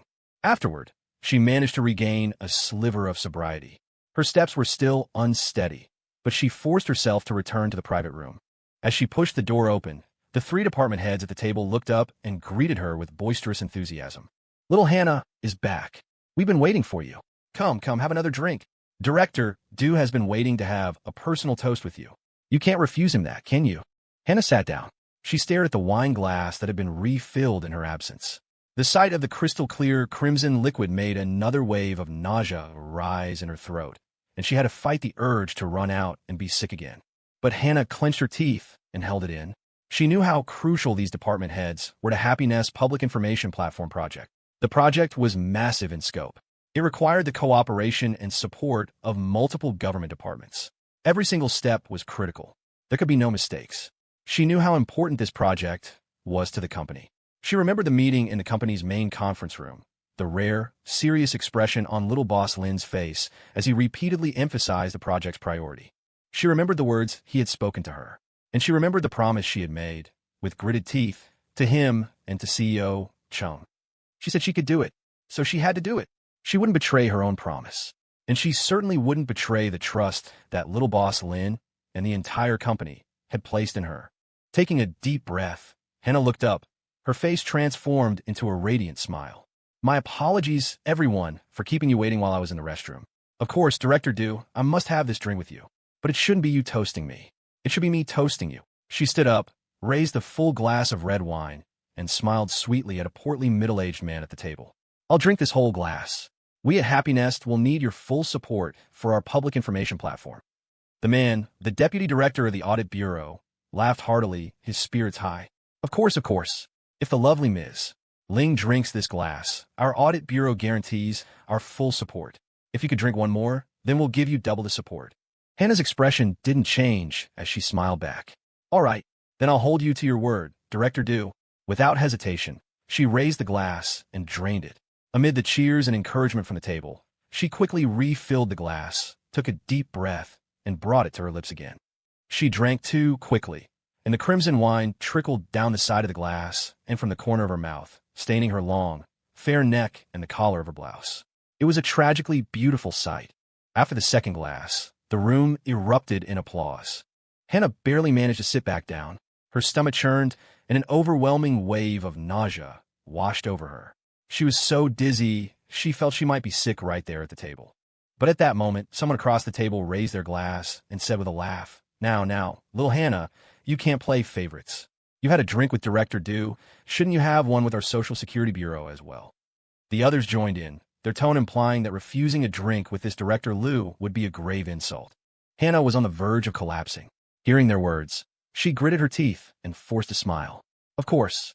Here, let me toast you. She reached out a trembling hand for her glass, ready to refill it once more. But just then, another hand, steady and firm, pressed down on her glass. Stunned, Hannah turned her head. When she saw who it was, she froze. The three department heads at the table also looked over in confusion, surprised to see a handsome young man standing beside the beautiful Happy Nest spokesperson. The man's hand rested on his subordinate's glass. He looked up at the assembly of city officials, all men of considerable standing and reputation, and smiled. I am sorry.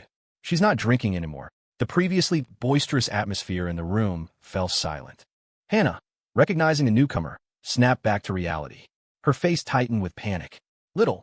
The last part of his title never left her lips. Leo simply shook his head at his subordinate. He had been standing outside the door, listening to the conversation, and had gotten the gist of the situation. He had also made a quick call to the other employees assigned to assist Hannah with the project, which filled in some details he hadn't known before. The public information platform was supposed to be a great thing, a benefit to the country and its people. He had pushed for it, spoken harshly, and put a lot of pressure on his employees. A subordinate like Hannah, stubborn, strong-willed, and responsible, had taken his orders to heart and was determined to see it through. In her communications with the various city departments, she hadn't cared about her own standing, lowering herself too much. It was meant to show sincerity and dedication. But she had never imagined that some would see it as an opportunity to be exploited. By now, the department heads at the table had recovered, and their faces darkened with displeasure. Who are you? Don't you have any manners, barging in here without an invitation? One of them demanded, his voice laced with the authority of his position. Leo just smiled. Who I am isn't important. What's important is this. Happy Nest is fully committed to the public information platform project, and we are willing to make concessions. But those concessions are for the good of East Bay, not for you. They are to benefit society and its citizens, not to line the pockets of a select few. As he spoke, Leo's gaze swept over the uneasy faces of the department heads. His voice was calm. Happy Nest can be humble, but that is not an excuse for you to act high and mighty.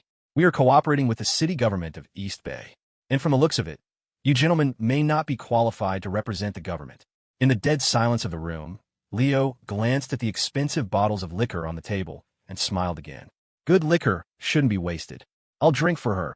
He casually picked up a decanter and poured half a glass. He raised it, his eyes once again on the men at the table, their expressions now grim and uncertain. He spoke in a placid tone. But you gentlemen should really consider whether you can handle a toast for me. With that, he calmly drained the glass. He set it down, and before the stunned and silent gazes of everyone in the room, he took Hannah by the arm and led her away from the table. The room remained silent. The three department heads looked at each other, utterly speechless. For some reason, the words that young man had spoken had sent a shiver of fear through them, a palpable sense of dread. One of them swallowed hard, his throat dry. That kid, who the hell is he? Daily request for boosts and gifts. After leaving the private room, Hannah meekly followed Leo out to the restaurant's open-air terrace. She looked at her CSO, hesitating, wanting to carefully explain herself. But before she could speak, Leo held up a hand. Wait here. With that, he left her on the terrace and walked back into the restaurant. Hannah was a bit stunned. Standing in the cold winter wind, she almost started to wonder if this was her boss's punishment for messing up. A moment later, Leo returned, holding a cup of hot water. He held out to her. Drink this first. Settle yourself. Hannah instinctively took the cup. She tested the temperature and found it was perfectly warm. She took a sip, then drank the entire cup in one go. After finishing, she let out a small burp, but then a wave of nausea washed over her as the alcohol fumes rose in her throat. Ugh! Hannah quickly turned and bent over a flower bed, vomiting violently. She threw up the warm water she had just drunk, along with all the red and white wine from before. But after being sick, she stood up straight and felt a great sense of relief. The nausea and dizziness that had been plaguing her had mostly subsided. Leo smiled. You'll feel better now that it's out. Don't drink like that again in the future. It's bad for your health. His tone was still light and casual, just like the carefree CSO she knew from the office. But his words were incredibly warming. So warm, in fact, that her nose began to sting. Hannah looked at Leo, her eyes welling up. Boss, I'm sorry. She was the one who had made the promise. She had sworn she would complete the mission. Now, it seemed the difficulty of the task was beyond her capabilities. As Hannah quietly explained, Leo pieced together the full story. It confirmed his earlier suspicions. Happiness public information platform project with the city government had actually started off very smoothly.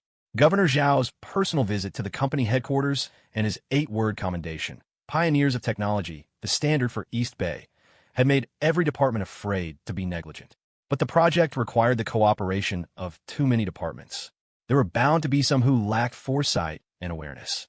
Hannah, eager to complete the task and following Leo's orders, had conceded as much of the company's interests as possible, all for the sake of getting the project done right. But by taking such a humble stance, she had inadvertently made some departments feel entitled. You're begging me for this. If I don't make a few demands, wouldn't that be a waste of an opportunity? But what these department heads had likely failed to consider was that completing this project offered no tangible benefit to Happy Nest. The company was acting out of public spirit, sacrificing its own interests for the good of East Bay and society as a whole.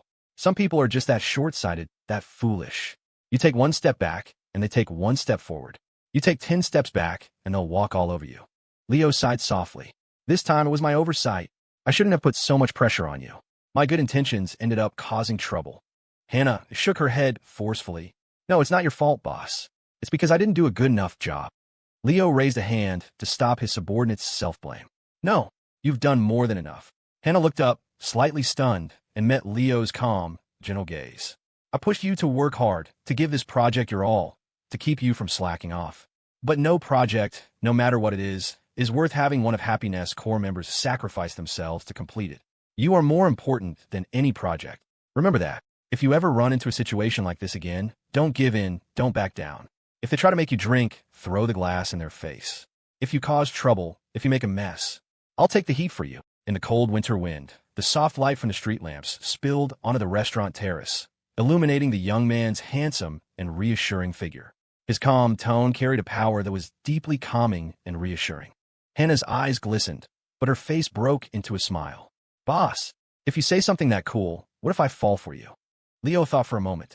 Then we can let old Chung take the heat. He has more experience being the fall guy. Hannah, could you not ruin such a heartwarming moment? Leo smiled and changed his tune. In any case, Don't feel any pressure or burden. Believe in yourself. You're the best. The Hannah Ling right now, in my eyes, is a perfect 10. Hannah nodded vigorously, her eyes shining with pride and unshed tears. She then asked in a playful, teasing tone, "And how do I compare to little boss Lin's wife?" Leo chuckled. "She's 1,000, of course." He then added with mock concern, "Are you still drunk? Maybe you should throw up some more." "Hannah, is it illegal to punch your boss?" Asking for a friend. "It's urgent." Their conversation on the terrace didn't last long.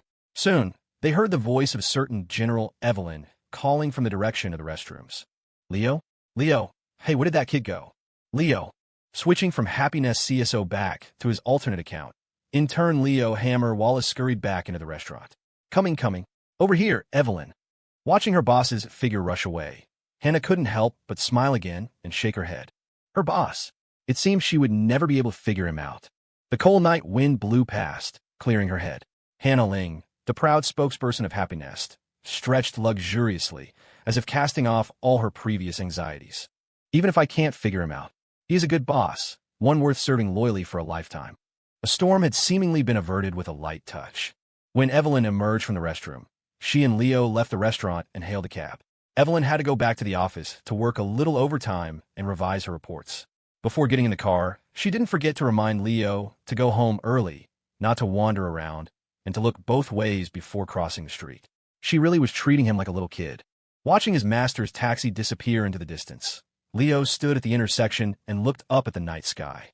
The moon was bright, its light mingling with the neon signs and the streams of traffic on the city streets. Standing on the streets of this bustling metropolis, amidst the flow of cars and people, Leo thought for a moment. He took out his phone. The rumors circulating within Happiness was true. The company's chief strategy officer was extremely petty and held a grudge. He could bully his own subordinates, but no one else was allowed to. He dialed a number. If this were a small matter, he would have called Mr. Hayes, the governor's chief of staff. But this was different. The phone rang a few times and was picked up. A warm, smiling voice came through the receiver. Leo smiled as well. "Hello, senior. There's something I need to report to you." The air in East Bay was crisp and cold in January. As winter deepened, a stern, unforgiving chill began to settle over the city. On Wednesday morning, the city's standing committee convened for its regular meeting. The city's top official, Zhao Bojun, unexpectedly cleared his schedule and returned to City Hall to preside over it personally. The meeting lasted for a full 2.5 hours.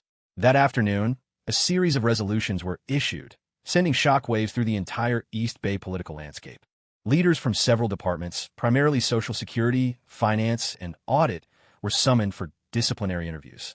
The lightest punishment was a formal warning. The more severe cases involved a certain Deputy Director Du from the Audit Bureau, Deputy Director Liu from the Social Security Bureau, and 2 office directors from the Finance Bureau. The latter 2 received official demerits and were placed on probation. One of the former was transferred to a consultative council, a cushy but powerless post for early retirement. The other was reassigned to a desk job at the Forestry Bureau, a backwater department where he could drink tea and stare out the window all day instead of liquor. This was enough to make the entire political establishment of East Bay gasp in collective shock. Until now, they had only seen the warm, affable side of Governor Zhao, who had been in office for just a few months. Today, they witnessed the thunderous power of the city's top leader. He was making an example of them, and the entire bureaucracy was terrified. At first, no one knew why. Then, that evening, an official document was released from the governor's office, personally drafted by his chief of staff, Mr. Hayes. The public information platform, a joint project between the city government and Happiness, was now officially designated as the East Bay Digital Transformation Pilot Program. The document explicitly outlined the collaborative duties of every department under the city government. Those who cooperated actively would be publicly commended. Those who lagged behind would be reprimanded. With the release of this document, the city's officials finally understood. They took another sharp, collective breath. If they hadn't understood before, even a fool could see it now. Happiness, the very first local tech company that Governor Zhao had personally visited after taking office, the one he had even graced with an 8-word commendation. Now, with this gesture, he was openly and unequivocally protecting it. No one could say for sure if the governor had a personal relationship with the company, but at the very least, everyone now understood how important this public information platform project was to the man in charge. Anyone who dared to interfere would be going against Governor Zhao himself. And in East Bay, anyone who dared to go against Governor Zhao, well, Their career was essentially over. The story of what had happened that night in the private room at the Cloud Crane restaurant inevitably spread through the city's political and business circles. No one knew who leaked it, but gossip always travels at lightning speed. Both spheres heard the tale of how the Happiness spokesperson had been pressured to drink, and how a young man had stood up for her, leaving several department heads speechless with his words. And that final line, "You gentlemen should really consider whether you can handle a toast from me," sent a thrill through everyone who heard it. Somehow, the news even reached the single slaughterhouse crew. Molly Tang, who was spending her winter break with the date cake guy in his hometown, was ecstatic in the group chat. You could practically feel her eyes shining like light bulbs through the phone. So cool. He's exactly like the domineering CEO from the novels I read. Exactly the same. Leo, seeing the messages, casually typed a reply in agreement. Totally. Basically me. This earned him a wave of scorn from his friends. That was a real domineering CEO? What are you, a figurine shop owner, getting all self-important for? The Sterling Holdings, in turn, should stay in his lane. While rumors swirled outside, the news had long since reached Happiness headquarters in the East Bay Global Financial Center.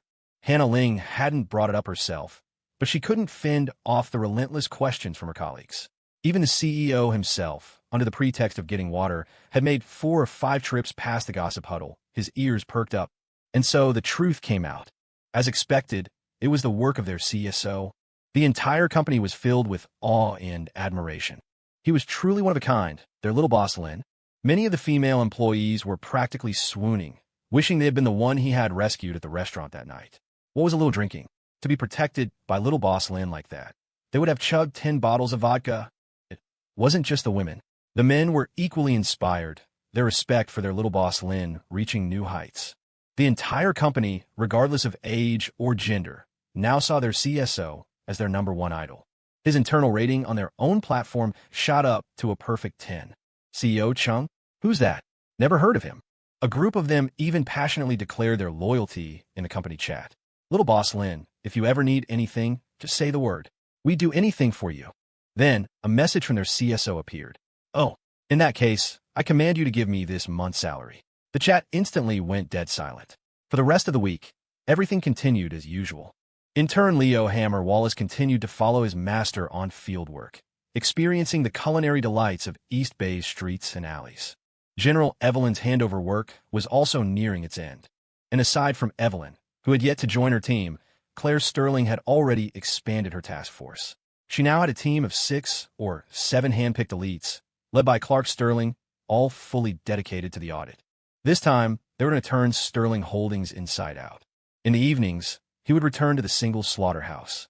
After a session of serious, yet lively, bed function testing, the young couple lay comfortably on the new and improved Friendship vibrating bed, a gift from Uncle 22. They upgraded it. It goes up to 9 now, Leo remarked with satisfaction. Claire brushed a sweat-dampened strand of hair from her forehead and turned to her boyfriend. Leo, are you tired? Leo froze, then shot up, ready for another round. Who's tired? Let's go. I can go another 300 rounds. Claire didn't know whether to laugh or cry. You idiot, I wasn't talking about that. I'm at work. We're supposed to be on winter break, like everyone else. Is it tough, having to work at Sterling every day? Leo understood now and waved a hand. Not all. To be honest, I think I've gained weight recently. It was all thanks to General Evelyn's max-level foodie map talent. He paused, then looked at his girlfriend and smiled. Besides, it's still winter break. As long as I'm with you, nothing feels tiring. The sweet nothings whispered in the night easily rekindled their passion. The new Friendship vibrating bed quietly started up again. Level 1, 2, 3, 4, 5, 6, 7, 8, 9, 9, 9, 9. Everyone had their own way of spending winter break. That same night, at the East Bay train station, 2 college-aged women dragging suitcases emerged from a platform. The magnificent night view of the city greeted them, and their eyes lit up. Sarah, East Bay is so beautiful. It's way better than Portland. Sarah Lynn stood on her toes, trying to get a better view of the brilliant lights and neon colors in the distance. A smile of anticipation spread across her face. Yeah, this winter break, we're spending it in East Bay. Taking a day off tomorrow. Should be back to posting at noon the day after. It was Friday, and for once, the master and apprentice duo didn't have to go out for field work. After running around the streets of East Bay and eating their fill of restaurant food, it was time for a change of pace at the company cafeteria. Oh, that wasn't it. It was because Evelyn had already collected and organized most of the reports she needed. Only a small stack of documents remained, which would require a few more trips next week at the latest. Today, Friday, was for revising and organizing the documents from their previous fieldwork. With his master busy organizing reports, intern Leo naturally returned to his daily routine of fetching water, making coffee, and photocopying documents. His gratitude journal was almost full. He'd have to get a new one. He headed over to his wife's office in the 3rd business division. He knocked on the door. "Supervisor, do you have any spare notebooks?" He pushed the door open as he spoke, his mind cheerfully debating whether to surprise his girlfriend with a pounce like a ravenous dog or a hungry tiger. Then he looked up. He saw 6 or 7 people standing ramrod straight in the office, their expressions serious, their posture as rigid as flagpoles. They were all elites handpicked for the division. Behind the desk sat Claire Sterling, her expression cool and authoritative, in the middle of a meeting with her team. The team members under Miss Sterling's command stared in confusion at the intern who had just barged in. Clark Sterling, the team leader, was among them. The moment he saw Leo, a bead of sweat broke out on his forehead, and he started giving him frantic looks. Leo, however, was a veteran of high-stakes situations. He froze for a second, then continued with an unwavering, righteous expression. "Oh, you're in a meeting? Please continue. I'll come back later." He turned to leave, but one of Claire's subordinates called out to him. "Hey, wait, you're the intern, right? Can't you see the supervisor and the rest of us don't have any water? Go get some for us." The order was given with a familiar, casual arrogance. Interns were at the bottom of the division's hierarchy, after all, and this was their job. At her desk, Claire's cool expression didn't change. She simply raised her eyes slightly and shot a faint glance at her clever subordinate. No one else noticed, but Clark Sterling, whose senses were on high alert, felt another drop of sweat roll down his back. He quickly tried to stop his colleague, but his gesture was misinterpreted. "Oh, right, our team leader, Clark, takes his iced Americano. Get one for him to—" Clark was horrified. "And no, I don't need one, don't say that." But the elite from the business division had already added, "And I'll have a hot Americano, no sugar. Be quick about it, don't forget." Leo nodded politely and took out his nearly full little notebook, handing it to him. "Okay, sure. Just write down your name and what you want." After taking the order, intern Leo turned to leave. This time, he was stopped by the cool voice of the supervisor of the desk. Wait for me by the door. I have some notebooks here. I'll get you a couple." Then, Miss Sterling casually rummaged through her desk drawer and pulled out 2 new notebooks. To the astonishment of her team, she personally stood up and walked out of the office. The sound of her footsteps didn't travel far before they heard a conversation between her and the new intern from outside. "Thank you, supervisor. You're welcome. We're colleagues. We should help each other out." Then came a soft, indistinct sound, followed by Miss Sterling's cool, light exclamation. My apologies, I bumped into you." This was followed by a certain someone's righteous reply. "It's fine, as long as you're not hurt." Inside the office, the division elites exchanged bewildered glances. Why would little Miss Sue be so polite to a mere intern? They couldn't figure it out. They could only marvel at how down-to-earth she was. The team member who had ordered Leo to get coffee, a man named Zhang Ming, was indignant. What's with that intern? Bothering little Miss Sue over such a small thing. And it sounds like he even bumped into her. Should we teach him a lesson later? Clark Sterling looked at Zhang Ming as if he were looking at a dead man. Zhang Ming noticed Clark's gaze. He held the team leader, a member of the Sterling branch family who had proven his worth, in high regard. "Team leader Clark, I'm new to the team. Please guide me in any way you can." Clark looked at Zhang Ming, clapped him on the shoulder, and sighed. "If you have any last wishes, you should probably take care of them soon." Zhang Ming? ? Before they could say more, Supervisor Sterling returned to the office, having delivered the notebooks. She casually pulled out a lipstick and reapplied it to her lips, her tone returning to its usual cool indifference. "All right, let's continue the meeting. Clark, you'll be presenting the situation. Any problems with that?" Clark, guessing what had just transpired, lowered his head, his pupils still shaking. No problem." Intern Leo spent the rest of the morning running errands and making coffee for people. With his new notebooks in hand, he quickly filled up several more pages. While delivering drinks, he also overheard a lot of gossip from the business division. The hottest topic recently was the story of the beautiful Happiness spokesperson being forced to drink at a dinner with city officials, only to be rescued by their mysterious CSO. The division employees sighed and marveled at the tale. They turned and saw their intern listening with great interest and shot him a glare. "What are you listening to? Go get some water." At noon, he went to the cafeteria with his master.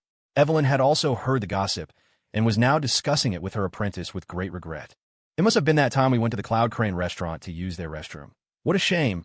We were so close to meeting their CSO. Next to her, intern Leo nodded mindlessly.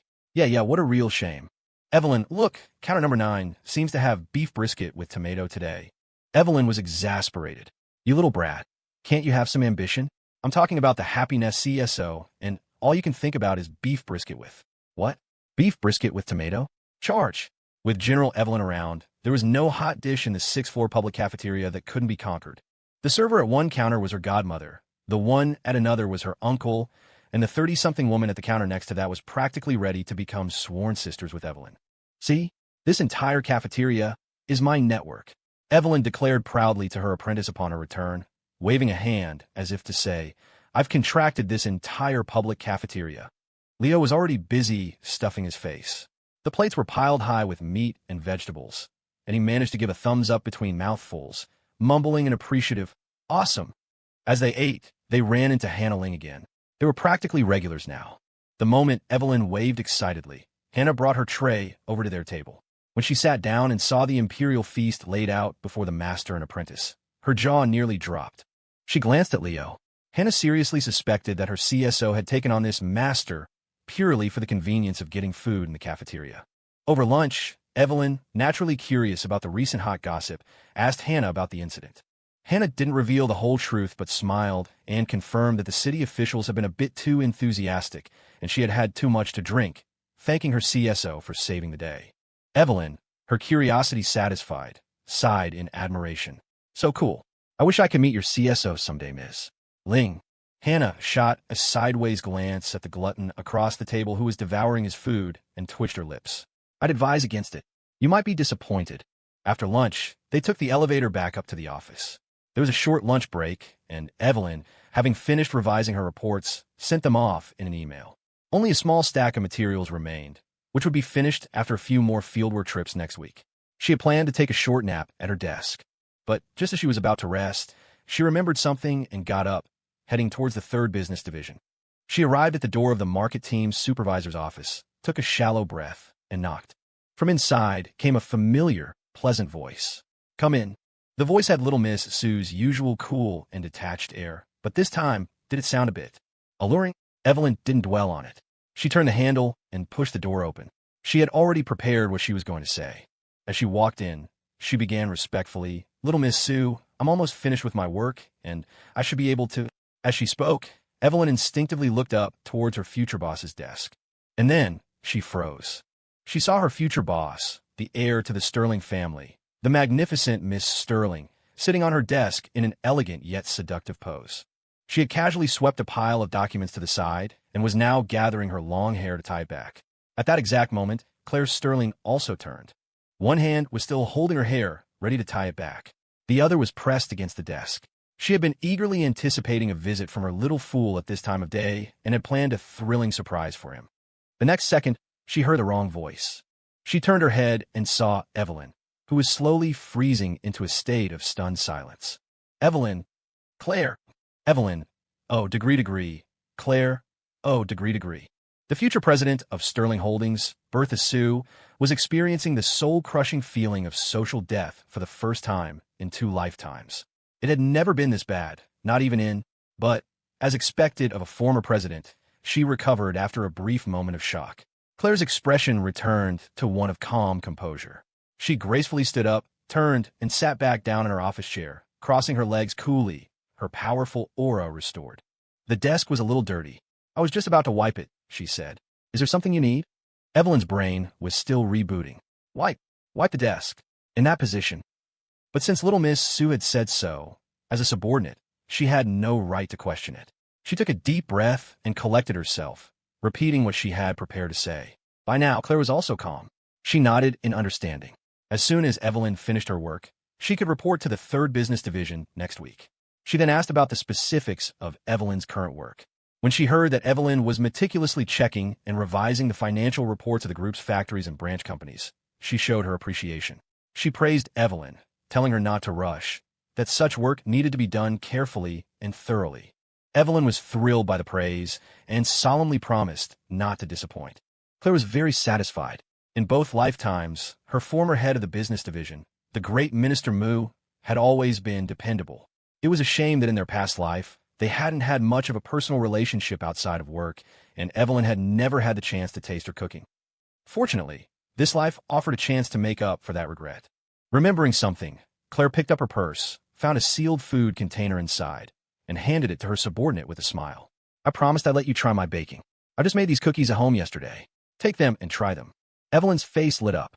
She accepted the container with repeated thanks, vowing to cherish and enjoy every last crumb. As she expressed her gratitude, she peeked into the container at little Miss Sue's baked masterpiece. They were adorably shaped and looked very tempting. But why did they look so familiar? Evelyn didn't stay in the office for long. She soon left, content with her cookies. In high spirits, she returned to her desk, tucked the cookies safely in her bag, and hid them carefully. These were handmade cookies from little Miss Sue, for her and her alone. She couldn't let anyone else see them and try to snatch them away. Sitting at her desk, Evelyn stretched, her energy renewed. She had originally planned to take a break and deal with the remaining reports next week. But now, she was motivated again. No break. Time to get back to work. General Evelyn, full of vigor, picked up the remaining reports. As she did, one sheet fell to the floor. She bent down to pick it up, her eyes scanning it casually. She didn't pay much attention, but she did notice the words Queen's Bar listed in one of the rows. On the streets of East Bay at night, the traffic flowed like a river, and the neon signs of the shops along the road blinked and shone. Inside a smoothie shop, Sarah Lynn and her high school best friend and college roommate, Chloe Choi, sat at a booth by the window. They sipped their drinks and scrolled through job postings on their phones. They had come to East Bay for their winter break to have a working holiday experience. They hoped to find part-time jobs in the big city, earn some travel money, and explore East Bay in their free time.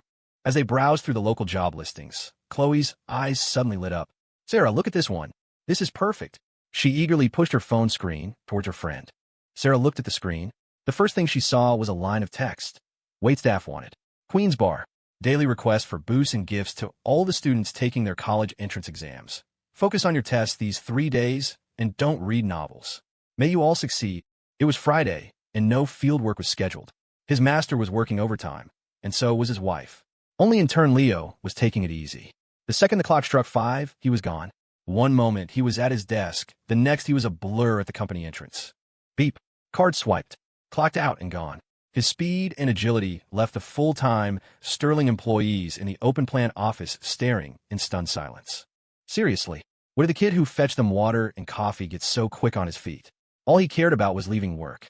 Did he have any ambition at all? The Sterling employees watched the interns retreating back with contempt. An intern was an intern, completely lacking in dedication. He'd probably never get a full-time offer, and what company would want him with that attitude? After leaving the Sterling business division, intern Leo took the elevator up. When the doors opened on the 61st floor, Leo had seamlessly switched back to his primary account, CISO of Happy Nest. He walked into his own company and was greeted by a sea of admiring gazes and a chorus of enthusiastic greetings. Little Boss Lynn, are you thirsty? Let me get you some water. Wow, it's after hours and you're still inspecting the office. You're so diligent, Little Boss Lynn, a true role model for us all. I just learned some massage techniques, Little Boss Lynn. Let me give you a shoulder rub. He was immediately surrounded by a swarm of fawning subordinates, offering him tea, massages, and a constant stream of compliments. Leo was very satisfied. Look at this. A world of difference from the treatment he got down on the 57th floor. His own company was the best. He should come up here more often. Remembering something, he turned to a few of his employees. By the way, didn't you guys say you'd do anything I commanded? Before he could finish, the crowd of Happy Nest employees scattered in an instant, vanishing into thin air. Damn it! What kind of scumbag chief strategy officer was still after their meager salaries? Leo watched his employees flee and sighed, shaking his head. They said they'd do anything, but when he actually asked, they weren't so willing. Being a boss was hard. He hadn't come to the office just to mess with his subordinates. He pushed open the door to the CEO's office, where David Chung was in a meeting with a few mid to senior level managers. Seeing Leo enter, and knowing that Little Boss Lin and old Chung had things to discuss, Owen Wu, Penny Fong, and the others tactfully excused themselves. Once the door was closed again, the two Happy Nest partners were left alone. They briefly discussed the public information platform project with the city government. Hannah Ling was still in charge. But with the recent show of force from Governor Zhao and the project being designated as part of the city's digital transformation pilot program, it now had a golden seal of approval. The entire East Bay political establishment knew better than to be complacent about it now. David Chung was beaming as he talked about it. "You have no idea, kid. The last few days, whenever I'm at meetings or dinners, all my old friends in politics and business are trying to subtly pry, asking me if we have some kind of private connection with the governor. To have the top man in East Bay so clearly and decisively protect us. We're the only ones in the whole city." Leo smiled and reminded him, "We didn't tell them the truth, did you? There was nothing wrong with their relationship, but it was better to keep things quiet."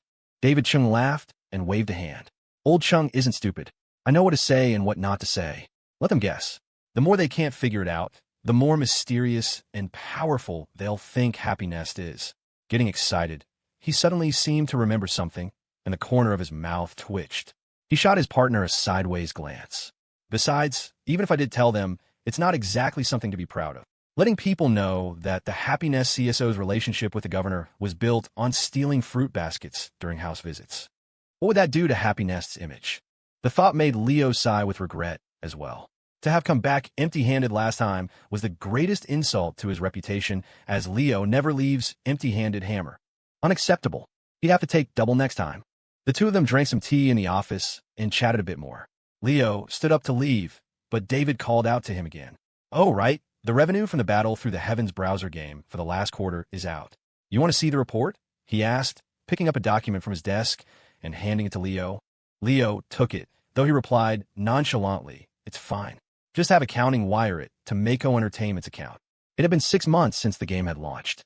He had paid close attention at the beginning, but he hadn't really tracked the daily operations or revenues since. After all, it was just a simple browser game made by a small team. Even with the popularity of the original novel, the lifespan of a browser game was usually short. He figured that after the peak of the first quarter, the revenue would quickly decline. A few $100,000 a month after that would be a blessing. But since Old Chung had handed him the report, he might as well take a look. He looked and froze. He rubbed his eyes and looked again. The second quarter report for the Battle Through the Heavens browser game was filled with a dense array of numbers. But the final line, the quarterly revenue summary, was an 8-digit figure that screamed out at him. 21,780,000. "Leo, question mark." He looked up at David Chung. "Leo." David Chung smiled smugly. "Surprised, aren't you?" Leo realized his mistake. He had overlooked one crucial thing. If the game had been promoted solely by Mako Entertainment, its revenue and lifespan would have been as short as any other browser game. But with Happy Nest as a platform, and with Happy Nest popularity still soaring, it provided a constant stream of new players. This gave the game a much longer life than its peers. Furthermore, Happy Nest's biggest problem had always been its massive traffic with limited ways to monetize it. Hundreds of millions of users spent over 2 hours a day on the site. Apart from the occasional small purchase in Garden Grab, there were no other spending opportunities. The Battle Through the Heavens browser game provided that opportunity. With a user base in the hundreds of millions, even if only 1% of them played the game, that was still an explosive number, far exceeding any other browser game. Leo took a sharp breath and looked at David Chung. "I seem to recall telling you a while ago that we should change the revenue split between Happy Nest and Mako Entertainment from 30/70ths to 50/50. David Chung nodded calmly. "That's right. So, according to the new agreement, Happy Nest as the platform and Mako Entertainment as the game developer will split the revenue 50/50. For this quarter, that comes out to 10,890,000 each."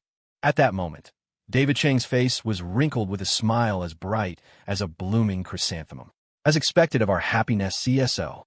So generous. "Leo."